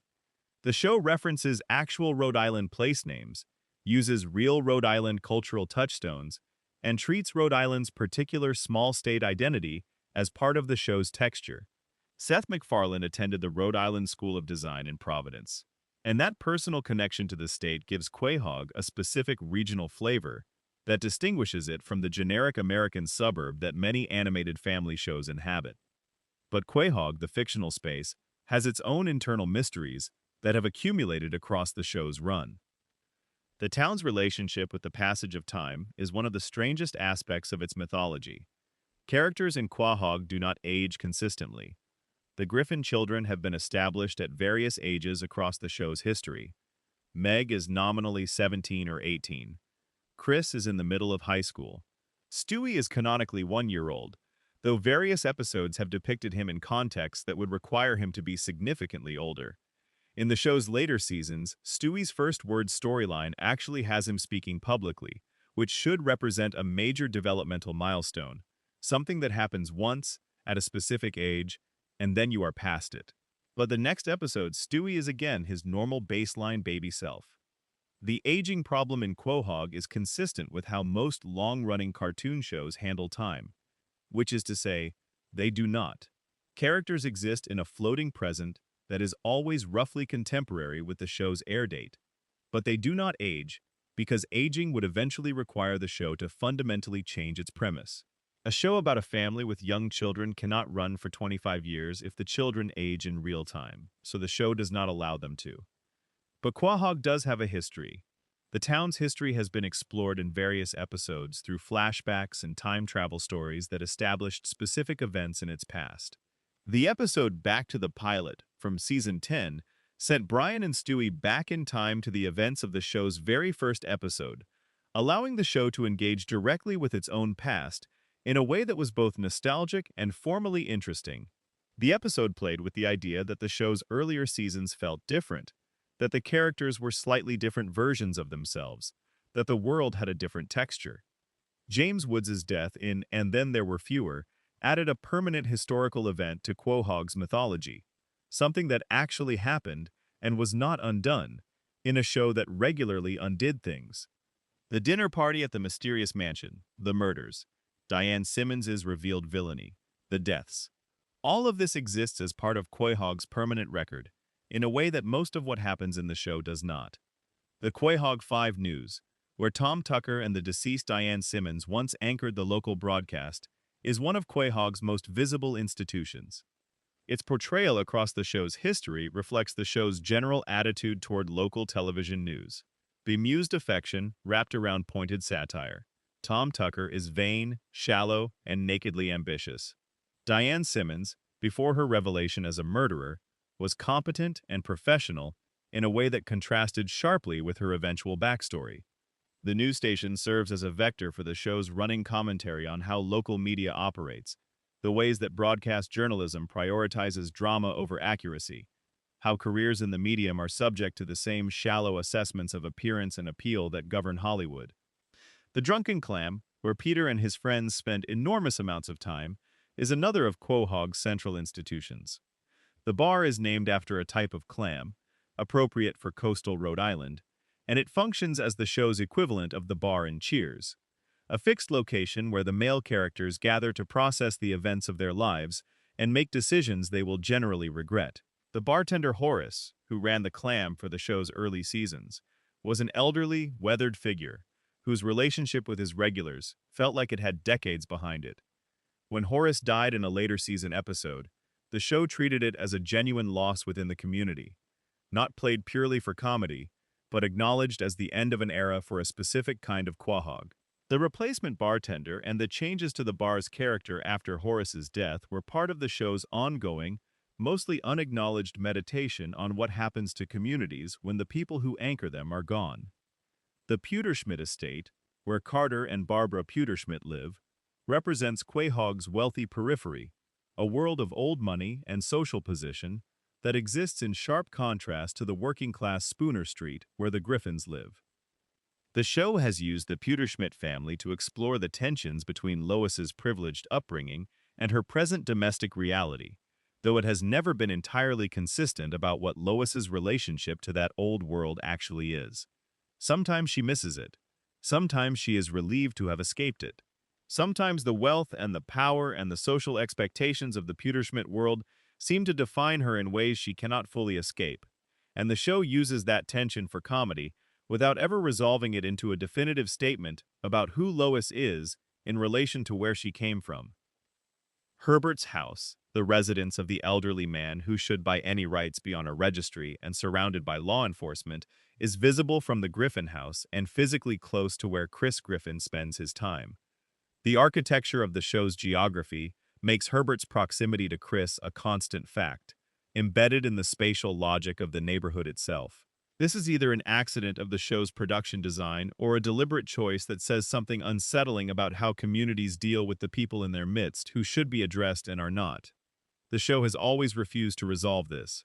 Herbert remains in the neighborhood. Chris remains in his orbit. Nobody intervenes. The Cleveland Brown House, which stood next door to the Griffins for the show's early seasons, before Cleveland departed for his own spin-off series, left a gap in the neighborhood geography that was eventually filled by other occupants. The Cleveland show ran from 2009 to 2013 on Fox, taking Cleveland out of Quahog and centering him in a new town with a new family structure. When the Cleveland show ended, Cleveland returned to Quahog and resumed his place in the neighborhood, treated by the show as a reasonably natural homecoming rather than as anything requiring explanation. The interconnected geography of the Quahog that Family Guy built across its run creates a space that, despite the show's chronic inconsistencies and its fundamental disinterest in realistic detail, feels inhabited. It feels like a place where people have been living their lives for a long time. The specific texture of a small Rhode Island coastal town, the weathered New England quality of it, the particular combination of working-class culture and old-money proximity that Rhode Island has in real life, comes through in the show's better episodes in a way that gives Quahog more identity than the generic animated suburbs that many of its contemporaries occupied. The town is also haunted, in its way, haunted by the murders at the mansion, haunted by Diane Simmons, who is dead, haunted by Brian's death, even though Brian came back, haunted by the various permanent losses and changes that the show has accumulated across its long run, mostly without processing them. Quahog keeps moving forward, keeps generating new storylines, keeps cycling through its familiar rhythms, and the history accumulates underneath the surface like sediment. Section 12. The questions the show will never answer. There are some mysteries that are too embedded in the show's structure to ever be resolved from within it. They are not unanswered because the writers forgot about them or because the network would not allow the answer. They are unanswered because answering them would require the show to become something it cannot be. The deepest of these is the question of why the Griffin family functions the way it does. Any realistic assessment of the Griffin household would conclude that it is not a functional family in any meaningful sense. Peter regularly puts his family and his neighbors in physical danger. Meg is treated in ways that, were they to occur in a real family, would constitute documented abuse. The children are not consistently parented in any of the ways that research or common sense would suggest produce healthy outcomes. Lois is trapped in a marriage that requires her to be perpetually patient with a man who does not grow, does not learn, and does not reliably care about her well-being when his own interests conflict with it. The show occasionally acknowledges all of this. There are episodes that confront the dysfunction directly. The Seahorse Seashell episode, the Peter's Sister episode, various moments across the series where a character speaks the uncomfortable truth about the family's dynamics and is briefly heard. But the show cannot actually resolve the dysfunction, because the dysfunction is the show. Remove it, and there is no Family Guy. The premise requires the family to be broken in specific ways, and the characters to be the particular versions of themselves that those broken relationships produce. The show's deepest mystery is itself. Why do these people stay together? Why do they love each other badly but persistently? Why does the family that should fall apart keep reassembling itself around the same table at the end of every episode? The answer the show gives, implicitly, is that love does not require functioning well, that families hold together on the basis of something that is not rationality or health or even mutual respect, but simply the weight of shared history and the particular form of attachment that comes from having grown up alongside people who drove you nearly to your limit and somehow did not drive you all the way there. That is not a satisfying answer in any analytical sense, but it is the answer that Family Guy has been living with for over 25 years, and there is something genuinely human in it. The question of whether Stewie will ever grow up is a mystery that the show has teased repeatedly without ever committing to an answer. The Season 4 episode Stewie Be Good and its related storylines experimented with what an older Stewie might look like. Future episodes, including the acclaimed Road to the Multiverse, showed alternative versions of the character at different ages. The show has demonstrated that it knows Stewie has a future, that the character has a trajectory beyond his permanent babyhood. But Stewie remains 1 year old. He will remain 1 year old. He will continue to speak with his British accent and operate his technological marvels and develop his complicated emotional life from within the body of an infant who cannot walk to the grocery store unassisted. The show's inability to let Stewie age is one of the clearest examples of the structural impossibility at its core. A character who needs to grow in narrative terms but cannot grow in premise terms, and so instead grows sideways, accumulating complexity without accumulating years. The question of what Brian's novel is actually about has been suggested but never answered. Brian has been working on a novel called Faster Than the Speed of Love for essentially the entire run of the show. Various episodes have given glimpses of its content. It appears to be a coming-of-age story about a young man who discovers he can fly. The metaphor embedded in that premise, given what we know about Brian's own frustrated relationship with human limitation, is pointed enough to be worth noting. Brian, who cannot fly in any literal or figurative sense, who is trapped in his canine body, unable to fully inhabit the human world he aspires to belong to, writes about a character who transcends physical limitation through an impossible gift. The novel is never finished. It remains unresolved, perpetually in progress, the ongoing creative project of a character who is himself perpetually unresolved. Perhaps the most honest thing Family Guy ever did with Brian was to give him this project that he never completes, a mission that defines him and escapes him simultaneously, that he returns to and abandons and returns to again across 25 years without ever arriving at a final page. That, perhaps, is the show's most honest self-portrait. Not the bright chaos of the cutaway gags or the dark slapstick of Peter's latest disaster, but the image of a writer who has been working on the same story for his whole life and has not finished it yet. The story keeps going. The pages keep accumulating. Something about it, despite everything, is still worth sitting up with.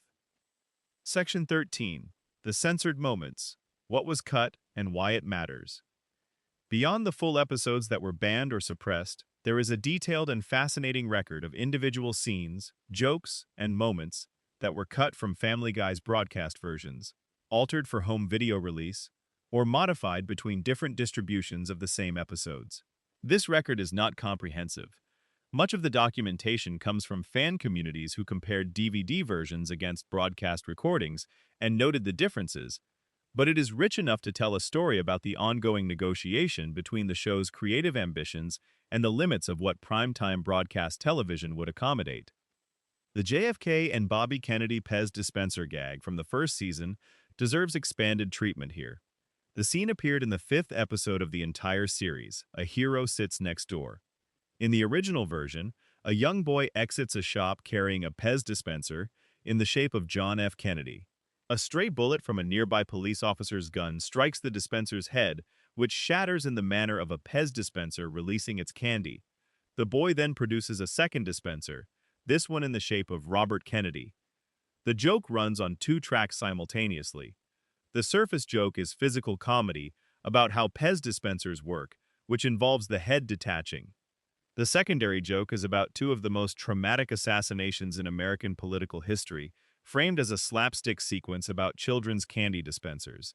The combination of infantile form and tragic content was designed to produce exactly the kind of uncomfortable laugh that early Family Guy specialized in.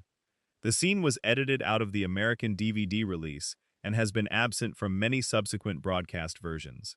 In an interview context, the scene is often cited as one of the clearest early examples of the show pushing into territory that the official distribution channels wanted to pull back from. The fact that it appeared in only the 5th episode of the show's existence, before most viewers had fully established their expectations for what the show was willing to do, made it even more striking. The musical number involving Cleveland and the racial slur, from the episode which we referenced earlier, represents a different category of cut, not a moment of dark political comedy, but a piece of content that deployed language the show could not put on broadcast television in any form. The song was never going to air in its original form. The question was only whether it would be preserved in some other format or simply excised entirely. It was excised. The nude couch scene from Deep Throats, which we touched on in the earlier section about censored episodes, is an interesting case because the censored version and the uncensored version tell meaningfully different stories about what is happening in the scene. With the underwear, the scene depicts two adults in a relaxed, mildly impaired state, a relatively gentle depiction of a married couple being silly. Without the underwear, and with the restored dialogue, the scene becomes something considerably more suggestive, in a way that changes the register of the comedy. The censored version is still funny. The uncensored version is a different kind of funny. Both exist, and the gap between them is a data point in the ongoing story of what the show was actually trying to make versus what the network would let it put on the air. The cutscene from the Season 2 episode Peter Griffin, Husband Father, Brother, involved a historical discovery about the Griffin family's connection to slavery. The broadcast version of this episode included a scene with enough historical discomfort that the standard network note process led to specific moments being shortened or reworded. The DVD version restores content that was trimmed, though the episode's core revelation remained in both versions. The cutaway gag involving Pat Tillman, referenced in the earlier section about Turban Cowboy, is worth a separate mention here. In the episode Stewie Kills Lois, Peter, while apparently serving in Afghanistan, makes a reference to Pat Tillman. Tillman was an NFL player who gave up his professional football career to enlist in the Army after the September 11th attacks and was killed in Afghanistan in April of 2004. The circumstances of his death were initially misrepresented by the military as combat with the enemy before an investigation revealed he had been killed by friendly fire from members of his own unit. The reference to Tillman in the context of a comedy episode, given the complicated and painful real-world story attached to his name, was deemed too sensitive for broadcast and the scene was cut. The pattern across these individual cuts and the broader bans is not a story of a network trying to water down a bold creative vision. It is something more mundane and more interesting, a show operating in the specific cultural moment of primetime network broadcast television, trying to push as far as it could within that context, and finding the limits at different places depending on who was watching, what was happening in the world at the time, and which particular third rail had been touched.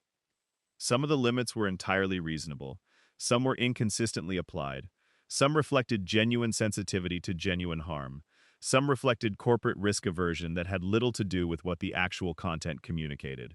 The record of what Family Guy was not allowed to put on air is, in its own way, as much a document of American cultural life in the early 21st century as the show itself.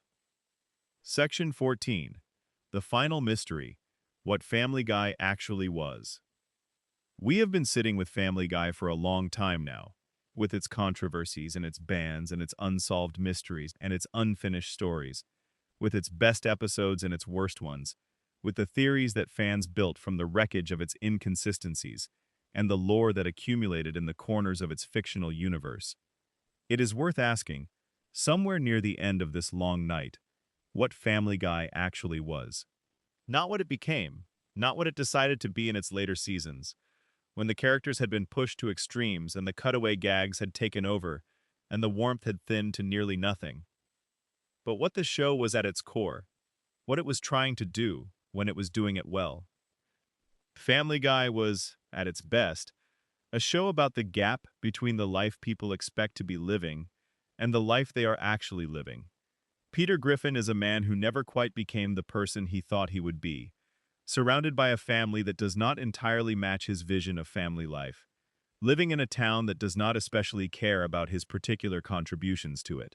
His chaos is not malicious. In the early seasons, it is the chaos of a person trying to do things and repeatedly finding that doing things is harder than it looked. Lois is the more interesting mystery of the two, in some ways. She had every advantage: wealth, education, social position, a family with enough resources to open any door she wanted opened. And she chose Peter. She chose Spooner Street. She chose the life that Family Guy is about. The show rarely asked why she made that choice in a serious way. But the question was always there in the background, visible in the gap between who she was and where she ended up. Brian's story, the one the show never finished telling properly, is about what happens when intelligence without direction keeps finding ways to disappoint itself. He wanted to be a serious writer. He wanted to be taken seriously as an intellectual. He wanted love that matched the standard of the love he read about in books. None of it quite arrived. The novel stays unfinished, the relationships end, the martini glass is perpetually half empty. Stewie, in his original form, was a meditation on the fantasy of total control. The infant genius, with his ray guns and his world domination schemes, trying to impose order on a universe that would not cooperate. The humor was that the universe kept not cooperating. The plans kept failing. Lois kept not dying. The world domination kept not happening. And underneath the villainy, gradually, was the recognition that what Stewie wanted, beyond the schemes and the weapons and the elaborate plots, was what every child wants: to be known, to be loved, to matter to someone. And Meg, poor Meg, the one who wanted the most ordinary things, to fit in, to be liked, to feel like she belonged to the family she had been born into. The show did terrible things with her character across its middle and later seasons.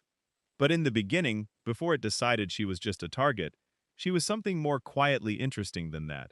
She was the person in an extraordinary family who had no extraordinary qualities of her own and who was nevertheless determined to persist. There is something almost heroic in that, if you look at it from the right angle. The persistence of the ordinary in a world that does not reward it. These are the characters that Family Guy was, at its origin, before the flanderization and the cutaway dependence and the loss of heart that turned them into something else. They were a real family, in the way cartoon families can be real. Not realistic, but true. They were people with needs and frustrations and failed ambitions and persistent love, living in a world that was too chaotic for anyone to navigate successfully, doing their best anyway. The mysteries and the controversies and the banned episodes and the unsolved questions, all of these are part of the record of what the show was and what it became. They are worth knowing. They are worth sitting with. But so is the simpler thing. The image of a house at the end of a night. Lights on. The family gathered inside. Chaotic and imperfect, and somehow still together. That image has kept people coming back for 25 years. It will probably keep bringing them back for a while yet. And on that note, that is where we are going to leave it for tonight. If you made it all the way to the end of this one, you have got serious endurance, and I am genuinely grateful for your time. This kind of long, deep dive content takes an enormous amount of work to put together, and every person who sticks around for the full run of it makes it worth the effort. If you enjoyed this, please hit the like button. It helps more than most people realize, because it signals to the platform that the video is worth showing to other people who might want exactly this kind of long, atmospheric, easy to fall asleep to content. And if you are not already subscribed, please consider it. Hit subscribe and the notification bell. New videos are coming, and some of them are going to be even longer than this one. We are just getting started. Sleep well, wherever you are. The Griffin house is still lit up. The family is still there. And there are more mysteries waiting, whenever you are ready to come back. Good night. End of script. Total word count, approximately 30,000 plus words. Section 15. Deeper into the banned episodes. The international story nobody talks about. Most conversations about Family Guy's history with censorship focus on the United States. That makes sense. The show was made in America, for American audiences, on an American network. The bands that got the most attention were the American bands, the episodes Fox would not air, the moments that were cut from broadcast, the content that disappeared from American streaming services in the aftermath of real-world tragedy. But Family Guy was not only an American show, it became a global phenomenon, airing in dozens of countries with audiences that had their own cultural contexts, their own regulatory environments, and their own specific points of sensitivity. And the story of Family Guy's reception outside the United States is considerably richer and stranger than the domestic version. The Venezuelan story, which we touched on earlier, is worth revisiting in more detail, because it represents something fairly unusual, a cartoon comedy becoming the subject of a formal governmental response. The episode 420, which aired in 2009, followed Brian Griffin leading a campaign to legalize marijuana in Quahog. The episode made no specific reference to Venezuela. It had nothing to do with Venezuelan politics or culture. It was about a talking dog arguing for drug policy reform in a fictional Rhode Island town. Venezuela's justice minister at the time watched the episode and characterized it as a piece of American propaganda designed to promote drug use among young people. The minister issued a formal warning to cable broadcasters in Venezuela, stating that they faced regulatory action if they continued to air the show. This was not a social media complaint or a protest letter. It was a governmental statement about the cultural and political implications of a primetime animated comedy. The response from the Family Guy side was essentially silence. The show did not issue statements about Venezuela. Seth MacFarlane did not respond publicly to the justice minister's critique. The episode continued to air in most of the world. Venezuela's particular version of the controversy faded from the news cycle within a few weeks. But it left behind a data point that is genuinely worth thinking about. A show that positioned itself as irreverent and boundary-pushing and resistant to outside pressure had, in fact, generated exactly the kind of political response that authoritarian or semi-authoritarian governments use to assert cultural control over foreign media. The Venezuelan government's reasoning was internally consistent, even if the object of their concern was a cartoon dog. Their argument was that popular media shapes behavior and attitudes, that media from powerful foreign nations carries ideological freight, and that the state has both the right and the obligation to protect its population from media it considers harmful. You do not have to agree with that argument to find it interesting. The Venezuelan response to Family Guy was not essentially different in its structure from the American response to various Family Guy episodes. A governmental or quasi-governmental body deciding that a piece of media was too dangerous or too offensive or too something to be broadcast to its domestic audience. The standards were different, the specific content that triggered the response was different, but the mechanism was the same. Family Guy also ran into specific censorship issues in Germany and Austria, which have strict laws regarding the depiction of Nazi imagery and symbolism. The Road to Germany episode, which we discussed extensively earlier, required specific edits for broadcast in those markets. Scenes depicting Nazi symbols, Nazi salutes, and certain Nazi figures in ways that German law regulates were removed or altered for the German market version of the episode. This created a version of the episode that existed specifically for audiences in countries with direct historical relationships to the material the episode depicted, audiences for whom the imagery carried a weight and a specificity that was entirely different from what an American audience in 2008 would bring to it. The Australian regulatory environment produced its own complications for Family Guy over the years. Australian broadcast standards around content that might be harmful to children are applied differently than American standards in several areas, and episodes that aired in the United States without incident occasionally attracted regulatory attention in Australia. The specifics vary, episode by episode, but the broader pattern is consistent. A show produced for one regulatory environment inevitably encounters friction when it moves through other regulatory environments with different values and different assumptions about what media should and should not depict. In the United Kingdom, where Family Guy aired on BBC Three and subsequently on other channels, the show's reception was generally positive and relatively controversy-free by the standards of American animated comedy. British broadcast regulations operate differently from American ones. They are more permissive in some areas, more restrictive in others, and Family Guy's particular flavor of adult animation found a receptive audience in the UK market. Partial Terms of Endearment, the episode that never aired in the United States, had its global television premiere on BBC Three in June 2010. That fact alone says something about the difference in regulatory approach between American and British broadcasting. The episode that Fox would not touch aired on the BBC without incident.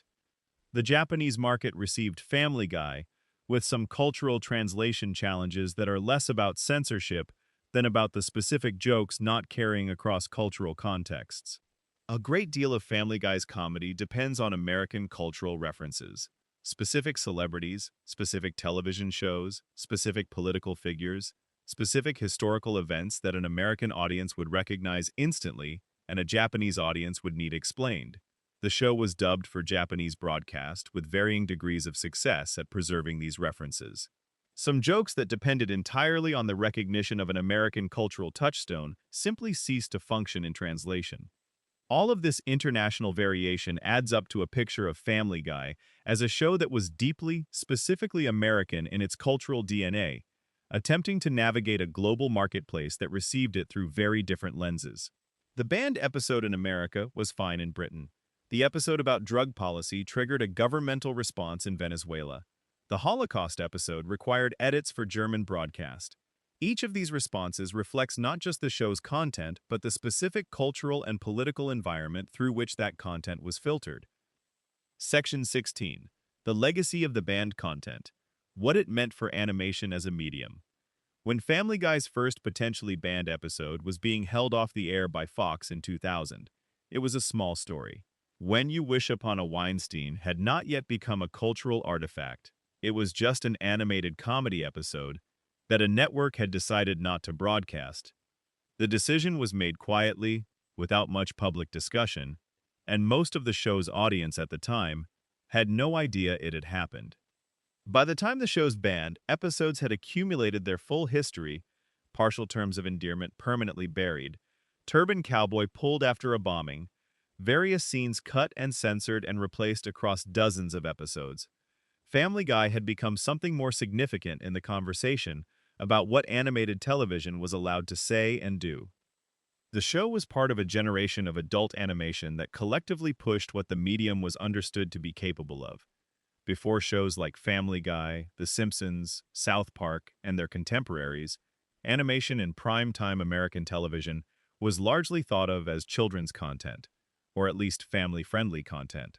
The idea of a prime-time animated show that made serious, provocative jokes about abortion, drug legalization, terrorism, the Holocaust, and domestic abuse, that was not obviously conceivable in the decade before Family Guy premiered.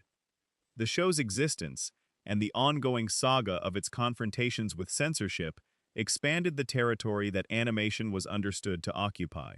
Each banned episode, each pulled scene, each controversy and governmental response was a data point in the larger argument that animated content was capable of engaging with adult subject matter in ways that required the same kind of consideration that live-action content received.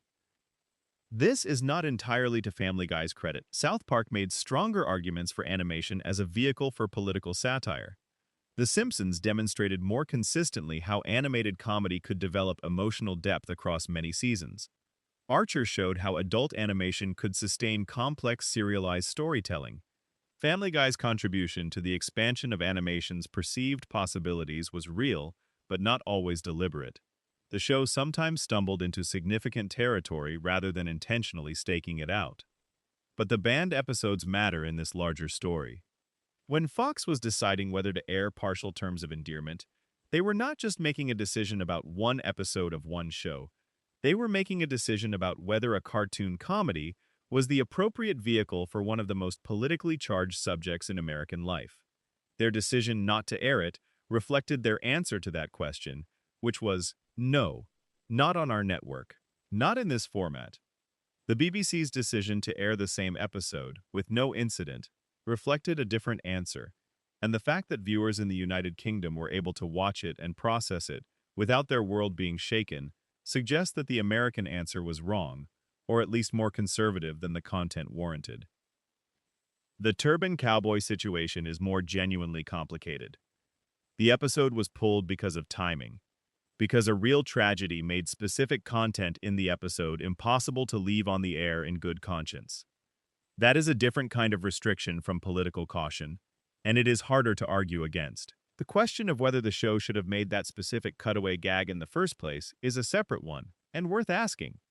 The show regularly made jokes about mass casualty events, it made jokes about terrorism, it made jokes about car attacks on crowds. The fact that one of those jokes coincided with a real event was bad luck. But it was the kind of bad luck that a show making those jokes was always running the risk of. The legacy of this is a slightly more cautious approach to certain categories of dark humor in American primetime animation, though the caution has never been codified into any formal standard. Shows still make jokes about violence. They still make jokes about terrorism.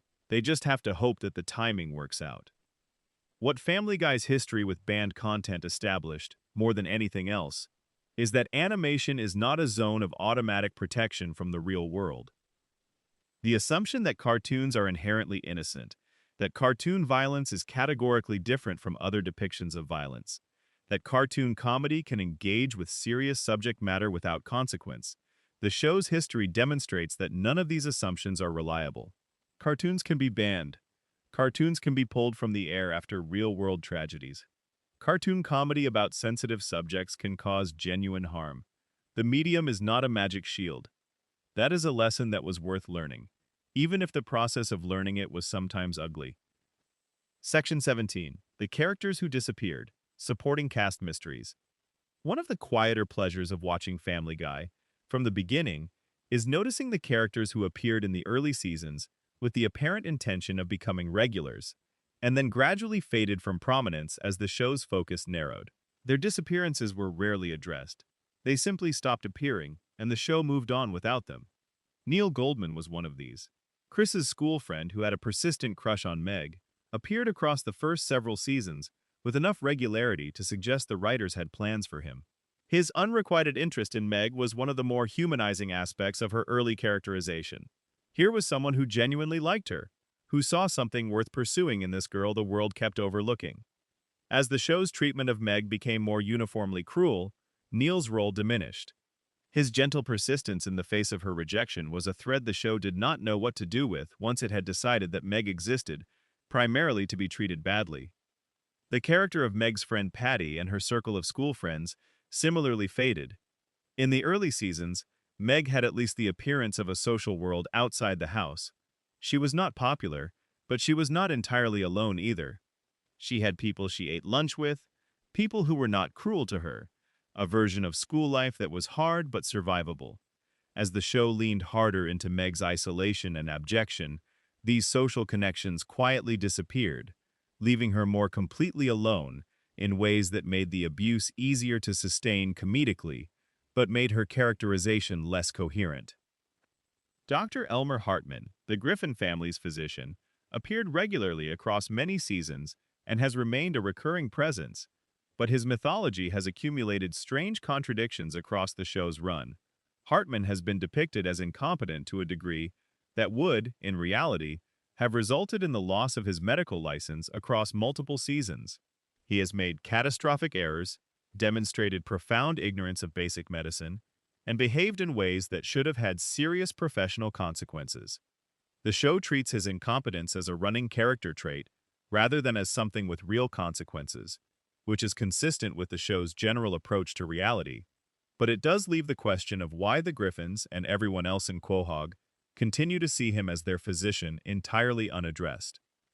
The character of Seamus, the man made entirely of wooden prosthetics who appears at the Drunken Clam, is one of the show's odder recurring figures. He has a backstory that involves the replacement of various body parts with wood following maritime accidents, and he is depicted as a salty, weathered presence who fits the coastal Rhode Island atmosphere of Quahog. But the show has never been consistent about which specific parts of Seamus are wood, how many original parts remain, and what exactly his functional capabilities are.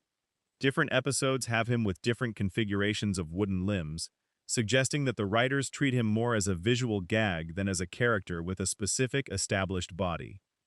Gillian Russell, Brian's on-again, off-again girlfriend in the middle seasons, was one of the show's more interesting supporting characters precisely because she was so differently conceived from the characters around her. Gillian was not stupid in the way the show typically deployed stupidity. She was not aggressive about her ignorance, did not make loud proclamations of misunderstanding, was not used as a vehicle for mockery of a specific type. She was simply someone who did not engage with the world in the same way that the more intellectually oriented characters around her did, and her warmth and sincerity were treated as genuine qualities rather than as flaws. Her relationship with Brian was, for a period, the most functional romantic relationship in the show's history. which is damning given the dysfunction of everything else, but meaningful nonetheless. When Gillian left the show, eventually marrying another man and moving on from Brian's orbit, the departure was handled more gently than most character exits in Family Guy's history, which perhaps reflects the writer's genuine affection for what they had created in her. The Goldman family, Mort Goldman and his wife Muriel and their son Neil, were established early in the show's history as a kind of mirror to the Griffin family. Living nearby, connected by the show's social geography, recurring presences in the story. Muriel Goldman died in the season 9 episode And Then There Were Fewer, killed by Diane Simmons during the dinner party murders. Her death was one of the episode's confirmed permanent casualties. The effect of this on Mort and Neil's characterizations in subsequent seasons was addressed somewhat but not comprehensively. Mort's widowhood became a recurring element of his character, used occasionally for comedy and occasionally for something slightly more touching, but the show never committed to exploring what the loss actually meant for the family. The recurring ghost of Mayor Adam West deserves special mention.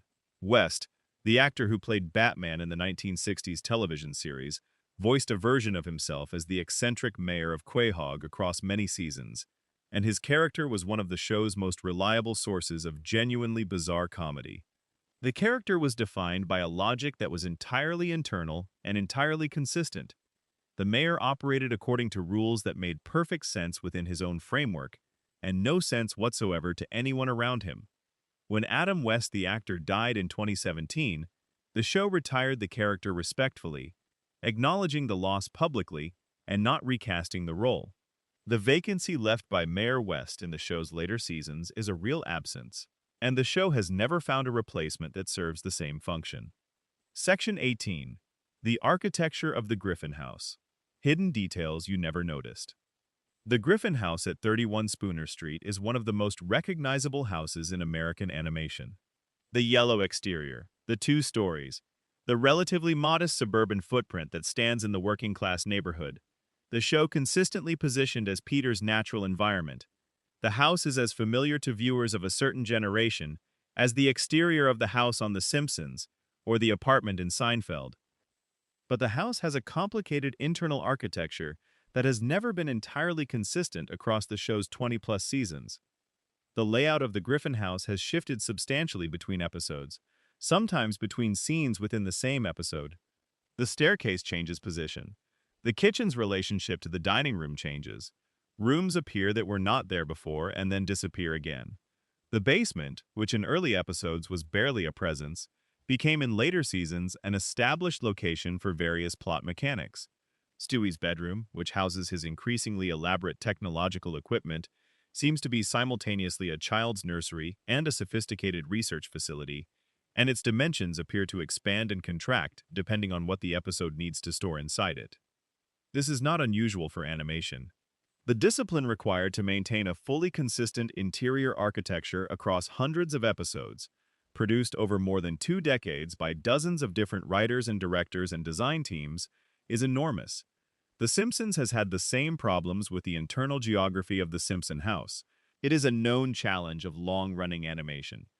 But the Griffin house's inconsistencies have generated their own fan community. People who have made careful studies of which layout configurations appear in which seasons, and how the house's architecture has evolved over time. The analysis is largely obsessive in the way that only very dedicated fan communities sustain, and it produces findings that are genuinely interesting even if their practical significance is limited. One of the more notable findings is that the house appears significantly larger in its later season interior shots than in its establishing exterior shots. The exterior suggests a relatively modest 2-story house of perhaps 1,500 square feet. The interiors, especially in the later seasons, suggest something considerably more spacious.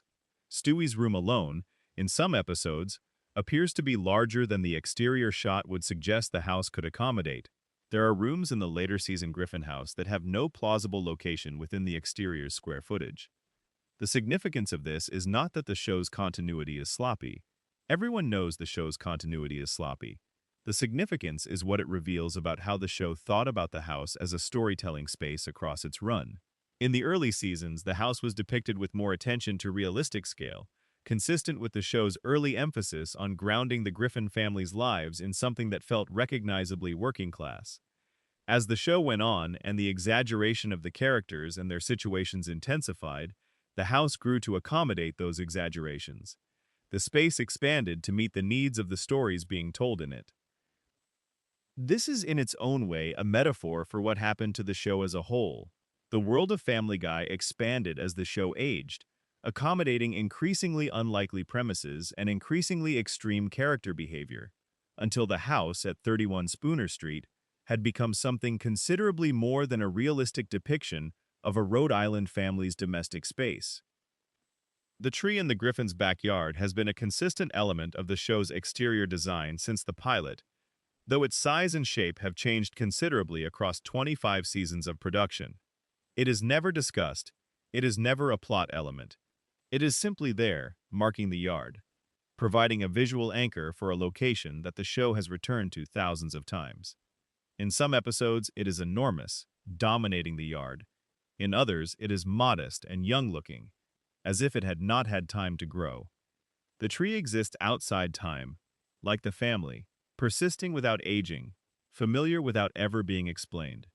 Section 19. The music of Family Guy. A secret history. One aspect of Family Guy that does not receive enough attention in discussions of the show's history and mythology is the music.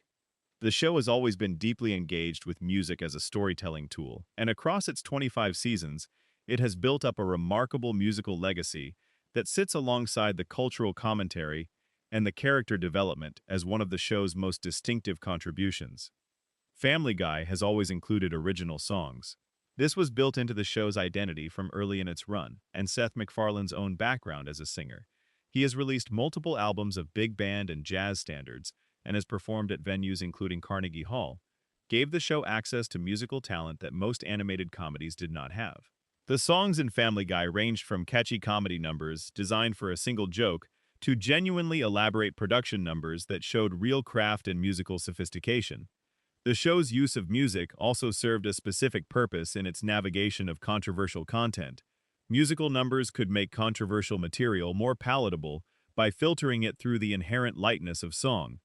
When Peter's I Need a Jew was written as a parody of When You Wish Upon a Star, the song format served to separate the content from a direct statement, embedding it in the tradition of musical comedy, where offensive material has historically found more tolerance than it would receive in straight dialogue. The family's regular use of elaborate musical sequences, the Peter Griffin-themed parodies of Broadway standards, the occasional full production numbers that interrupted storylines, the recurring use of real songs in ways that commented on the scene's emotional content, gave the show a texture that was distinct from most of its animated contemporaries. The show also developed a practice of using real musical performers as guest voices, or as themselves, in ways that deepened the show's relationship with specific musical traditions. The episode I Dream of Jesus, in which Peter discovers that the song Family Album by the musician known as Stewie from the song's internal narrative, actually, in which Peter discovers a copy of the song Surfin' Safari by the Beach Boys and becomes obsessed with it, used the show's fictional engagement with real music to create something that functioned as both parody and tribute. The recurring Conway Twitty gags, which we discussed earlier in the context of the show's descent into creative laziness, are actually more interesting than the lazy narrative suggests when considered from a purely musical standpoint. Conway Twitty was a country and pop singer who recorded throughout the 1960s, 1970s, and 1980s, and the performances that Family Guy used were genuine archival recordings of Twitty's work. The choice of Twitty specifically, a performer whose music is associated with a very specific period of American popular music that predates most of the show's audience by several decades, created a strange temporal dislocation every time the gag appeared.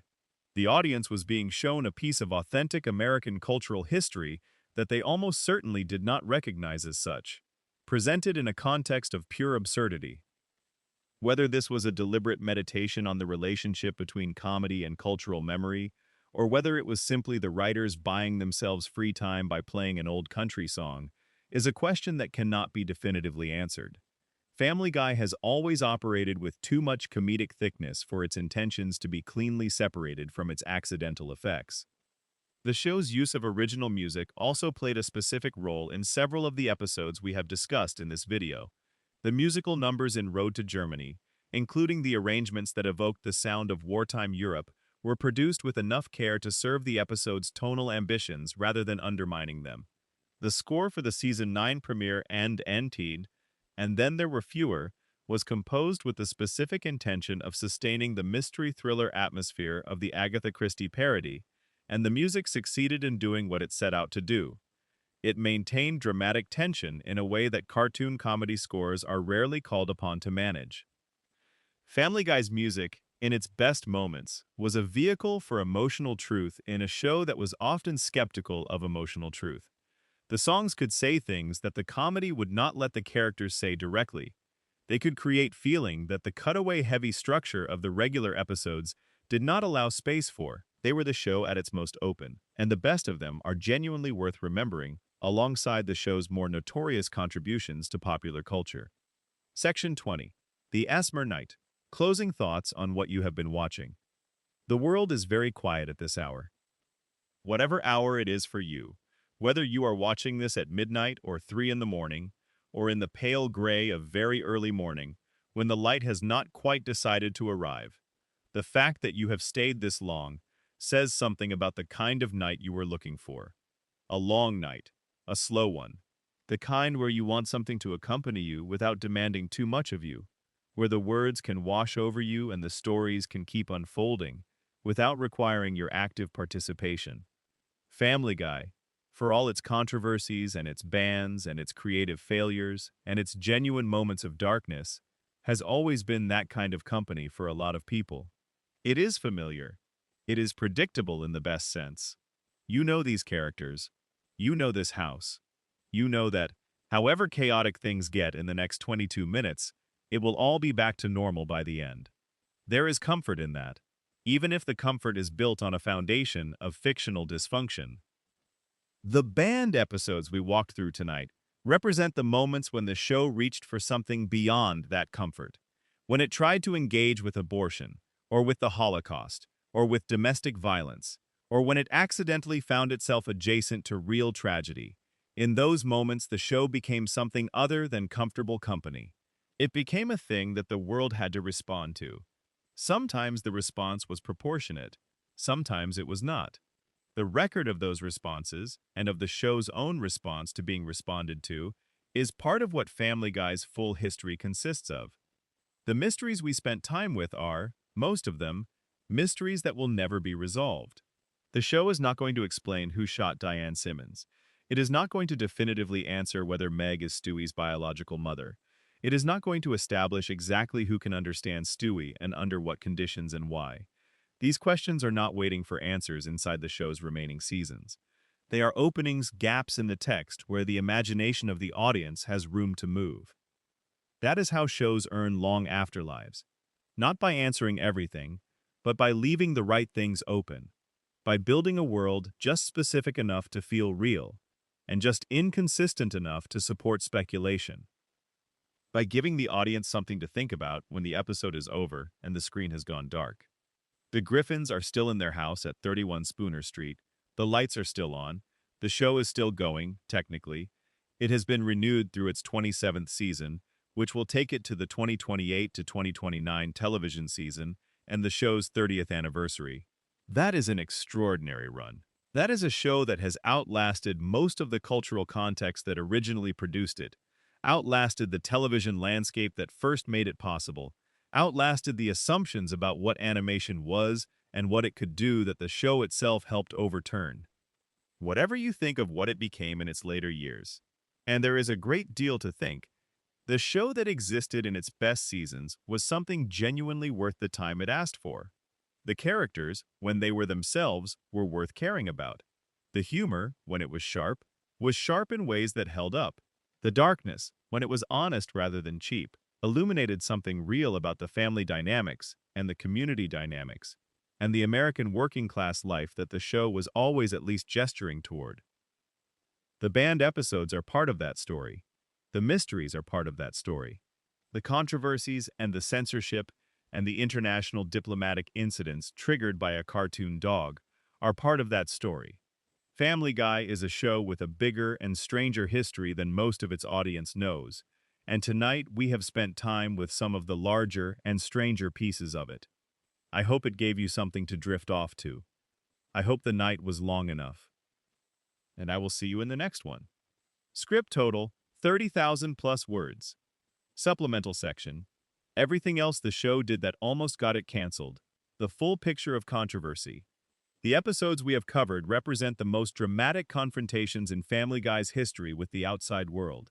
But alongside those headline moments, the show accumulated a continuous record of smaller controversies, individual scenes, and specific choices that kept it in the crosshairs of advocacy groups, regulatory bodies, and institutional critics across every season of its run. The Parents Television Council, which is a conservative American advocacy organization that monitors primetime television for content it considers inappropriate for family viewing, placed Family Guy on its list of worst primetime programs for family viewing in the years 2000, 2005, and 2006. The specifics of what earned the show, those designations varied from year to year, but the general category was consistent. The show depicted sexual humor, drug use, crude physical comedy, disrespect for religious institutions, and cartoon violence at a level that the council considered unsuitable for broadcast at hours when children might be watching. The council's criticism was, in one sense, entirely valid on its own terms. Family Guy was not a family show. It was an adult animated comedy that happened to air at 9 p.m. on a Sunday night rather than midnight on a cable channel. The fact that younger viewers might catch it was a known risk of its broadcast slot, not something the creators had failed to consider. But the council's campaigns against the show also represented something the show's creators found deeply frustrating: the assumption that the appropriate response to adult content was not to trust adult audiences to make their own viewing choices, but to advocate for restriction of content at the source. McFarlane's public statements on the topic over the years were consistently dismissive of the council's position, and he used the controversy to argue for a more liberal understanding of what primetime television could include. The Federal Communications Commission received multiple formal complaints about specific episodes of Family Guy across the show's run. The FCC is the federal body with regulatory authority over broadcast television, and formal complaints to the FCC about specific content can theoretically result in fines or other regulatory action against networks and stations. In practice, the FCC has limited jurisdiction over content that is not explicitly obscene under the legal definition of obscenity, a definition that excludes almost everything Family Guy ever broadcast, graphic and offensive as it often was. The complaints generated documentation and public attention, but rarely resulted in actual regulatory action. The lawsuit over I Need a Jew, which we covered in detail, was not the only legal action brought against the show across its history. The show's tendency to reference real people, real companies, and real events in its cutaway gags and episode plots created ongoing exposure to defamation claims and rights issues. Most of these were handled quietly through the standard legal mechanisms of a large entertainment company. A few generated public attention. The Michael J. Fox episode, which made multiple jokes about Fox's Parkinson's disease, generated significant public discussion. Fox was diagnosed with Parkinson's disease in 1991 and went public with his diagnosis in 1998, a year before Family Guy premiered.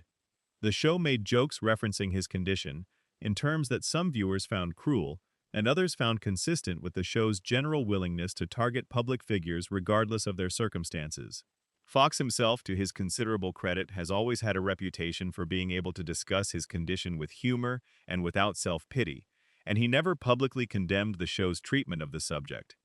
Whether that reflects genuine equanimity or simply the decision that engaging with the show would generate more attention than it deserved is not possible to determine from outside. The show's treatment of various religious groups across its run was a consistent source of controversy that the network managed without ever reaching the level of a formal ban or a public crisis, mostly by maintaining a policy of equal opportunity offense. Family Guy made jokes about Christianity, Judaism, Islam, Mormonism, Scientology, and virtually every other major religious tradition and several minor ones. The internal logic of this approach was that no group was singled out for disproportionate mockery, and therefore the mockery of any individual group was defensible as part of a broader satirical program rather than as targeted hostility. This logic did not satisfy everyone. Christian advocacy groups objected to the show's depictions of God and Jesus, particularly the season 13 episode, The 2,000-Year-Old Virgin, in which Jesus appears as a character who has never had sex, and the plot involves helping him have an intimate experience. The episode was produced with the awareness that it would generate objections, and the writers seemed to have calculated that the objections would generate attention without rising to the level of the kind of pressure that would affect the show's relationship with its network. The calculation was correct, in this case as in most cases. Family Guy discovered early in its run that controversy, managed at the right intensity, was more commercially useful than neutrality. The Parents Television Council campaigns probably increased the show's viewership among viewers who wanted to see what all the fuss was about.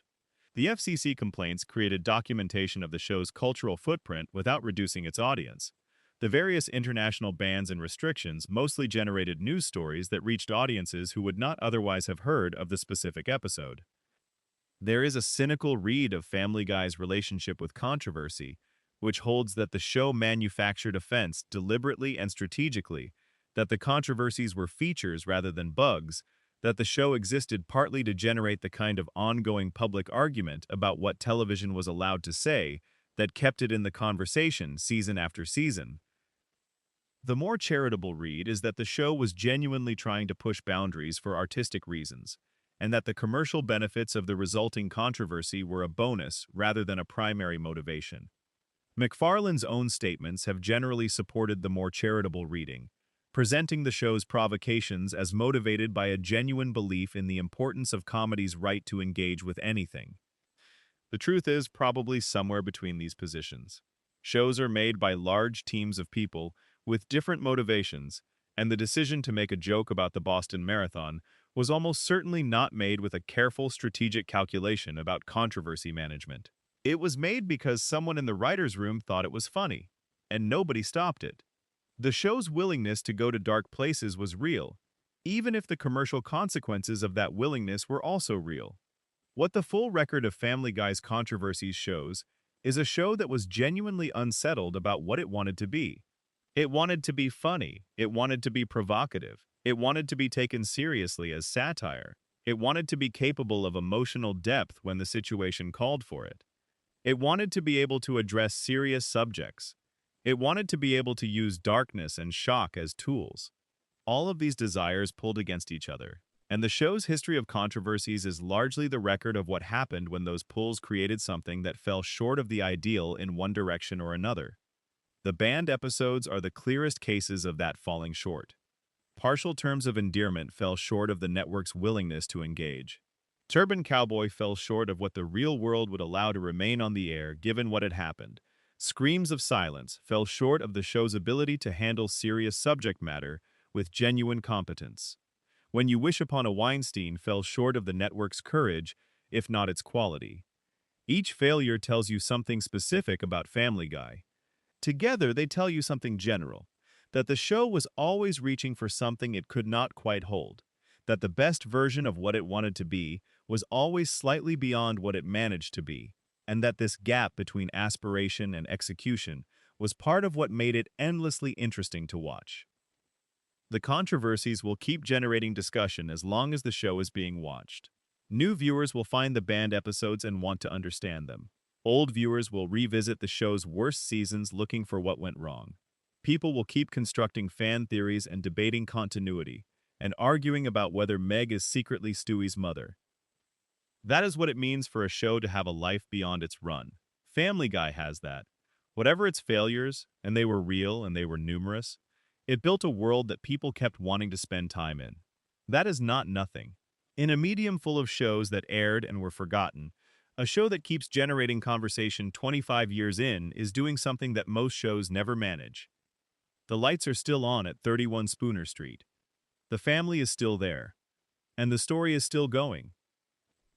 End of full script. Final bonus section, the lore nobody talks about. Deep background on every character. There is a layer to Family Guy's character lore that does not get discussed enough. The specific biographical details that the show established over its early seasons, and then largely left behind. The personal histories that gave the original character designs their depth.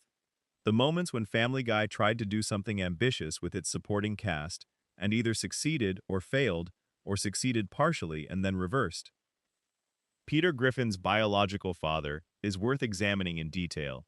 The show established across several episodes that Peter's mother, Thelma Griffin, had a relationship before her marriage to the man Peter grew up calling his father.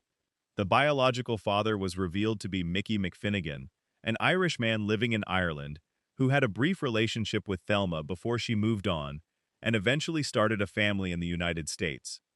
The episode Road to Germany established some of the timeline of Peter's family history. Later, the season 6 episode Peter's Two Dads took this backstory seriously, sending Peter to Ireland to meet Mickey McFinnigan and work through his complicated feelings about biological paternity, about the man he had grown up believing was his father, and about what ancestry and heritage actually mean. The episode is one of the show's more genuinely emotional installments from the post-revival period. It showed Peter grappling with the discovery in a way that felt consistent with who the early Peter was, not intellectually sophisticated, but capable of genuine feeling when something actually mattered to him. His relationship with his Irish biological father was complicated and real, in the way that relationships between people who share blood but not history are often complicated and real. The resolution was not entirely satisfying, because these kinds of resolutions rarely are, but the attempt was earnest. What the episode established about Peter's Irish heritage was subsequently deployed in various ways across other episodes. The show occasionally returned to Quahog's Irish community and to Peter's relationship to that identity, but the specific emotional content of the Peter's Two Dads story, the genuine confrontation with what it means to discover that the foundation of your identity contains a hidden room, that depth was not sustained. It became background material, a fact about Peter's history rather than an active element of his characterization. Lois's sister Carol is an example of a character who received substantial development in her early appearances and then was reduced to a simpler version of herself. Carol's first appearance in A Mission Impossible showed her as a complex person, someone with a difficult personal history, multiple failed marriages, a complicated relationship with her sister, and the specific kind of resilience that comes from repeatedly picking yourself up after things have gone wrong. Her relationship with Mayor Adam West in later seasons gave her a renewed narrative purpose and some of her best episodes, but the show never took her seriously as a character in her own right for extended stretches, using her primarily as a vehicle for plots about the Pewterschmidt family dynamics and occasionally as a vehicle for easy jokes about her romantic history. The character of Bonnie Swanson, Joe's wife, underwent what might be the most gradual and complete transformation of any supporting character in the show's run. Bonnie spent most of her early seasons visibly pregnant. She was pregnant for what appeared to be several years of showtime, until the writers decided she had been pregnant long enough and gave birth to a daughter named Susie.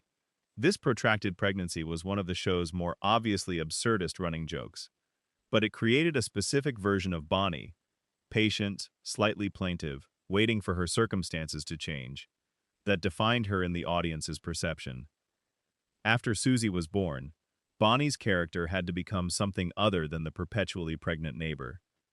The show's response was to make her somewhat bitter and resentful about her marriage to Joe, a development that was dramatically coherent given Joe's character arc, but that left some viewers feeling that Bonnie had traded one limited characterization for another.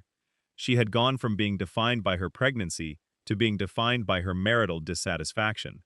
Neither version was given the kind of development that would have made her a fully realized character. The character of Cleveland Brown, before his departure to his own spin-off series, was one of the show's more thoughtfully conceived supporting characters. Cleveland's patience, his measured quality, his tendency to respond to chaos with a kind of bemused forbearance, these were characteristics that worked partly as contrast to the louder personalities around him, and partly as genuine character traits that made him someone you wanted to spend time with. His marriage, his friendships, his professional life, All of these received enough attention across the early seasons to give him depth. When Cleveland left Quahog for the Cleveland show, the spin-off placed him at the center of a new family structure, with a new wife and a complicated domestic situation. The spin-off ran for 4 seasons before ending in 2013, at which point Cleveland returned to Family Guy. The transition back was handled in a way that acknowledged the spin-off's existence without dwelling on it, treating the Cleveland who returned to Quahog as continuous with the Cleveland who had left, rather than as someone who needed to be reintroduced. Quagmire's backstory, which was developed gradually across the show's run, is genuinely more complex than his surface characterization suggests. The Season 8 episode Quagmire's Dad introduced the revelation that Quagmire's father had lived his whole life as a man and underwent gender transition surgery, becoming a woman named Ida. The episode's handling of this was controversial in ways that intersected with the broader cultural conversation about transgender identity that was, in 2010, considerably less developed and less nuanced than it is now. The episode used the transition primarily for shock value in Brian's subplot, in a way that many transgender viewers found deeply offensive. But the episode also established something about Quagmire that changed the context for understanding his character. Learning that his father lived a secret life, that the family had a truth hidden inside it that came out late, that the person he understood himself to be in relationship to a parental figure was not the person the actual relationship described. This backstory added layers to the question of why Quagmire is the way he is. The show never did very much with those layers, but they were there. Joe Swanson's arc across the show's entire run is one of the most quietly sad trajectories in the show's history. Joe was introduced as someone the neighborhood admired, and Peter was almost jealous of. A capable, respected, physically impressive man whose wheelchair was not a limitation on his essential competence. Over time, as the show's treatment of its characters generally moved toward a more harsh register, Joe became the subject of mockery rather than admiration. His wheelchair became a punchline. His marriage deteriorated. His professional effectiveness was increasingly questioned. The neighborhood that had once looked up to him had moved on. The transformation of how the other characters treated Joe mirrors, in miniature, the transformation of how the show treated most of its supporting cast. The early seasons were interested in these people as human beings with dignity and specificity. The later seasons were interested in them primarily as targets for the show's comedy. Joe went from being a character the show took seriously to being a character the show could mock. Herbert the Pervert's expanded backstory, developed in later seasons, actually added a dimension to the character that the show's early handling of him did not suggest. A World War II episode revealed that Herbert had been a soldier, that he had known love in that earlier life, and that the person he had become in Quahog was shaped by a long history the show had not previously engaged with. This backstory humanized Herbert in a way that complicated the audience's relationship with a character who was otherwise played entirely for dark comedy. It did not resolve the moral problem of Herbert's continued presence in a neighborhood with children, but it made him more than a single note. The show's treatment of race and ethnicity across its supporting cast is a subject that would require a dedicated video to address fully. The Cleveland Brown character, as the show's primary black regular for most of its run, was handled with varying degrees of care and carelessness. Cleveland's departure for his own spin-off removed the show's most prominent black regular and left it without the character who had served, among other functions, as a check on the racial dynamics of the show's main group of characters. After Cleveland's return, the show continued to grapple with racial comedy in ways that were inconsistent in quality and intention. Meg's school bully Connie D'Amico was one of the show's recurring antagonists for Meg, the social queen of James Woods Regional High School who took pleasure in making Meg's life more difficult. Connie appeared across many seasons as a reliable source of conflict for Meg's storylines. One of Brian Griffin's finest moments in the show's early run came when he confronted Connie directly, delivering a speech about the psychology of social cruelty that was one of the sharpest pieces of character dialogue the early show produced. Brian identified exactly why Connie needed to punish people like Meg, what that need said about Connie's own insecurities, and what the real cost of social meanness was for the people who practiced it. It was a moment when the show was using its characters at their full potential, when Brian's intelligence and empathy were working together, to say something true about human behavior. The show produced moments like this more often in its first few seasons than in any subsequent stretch. The early episodes had a density of genuine character insight that made the comedy land harder because it was grounded in something real. As the characters became more extreme, they became less capable of producing that kind of insight. You cannot deliver a true observation about human psychology through a character who no longer resembles a human being in any meaningful way.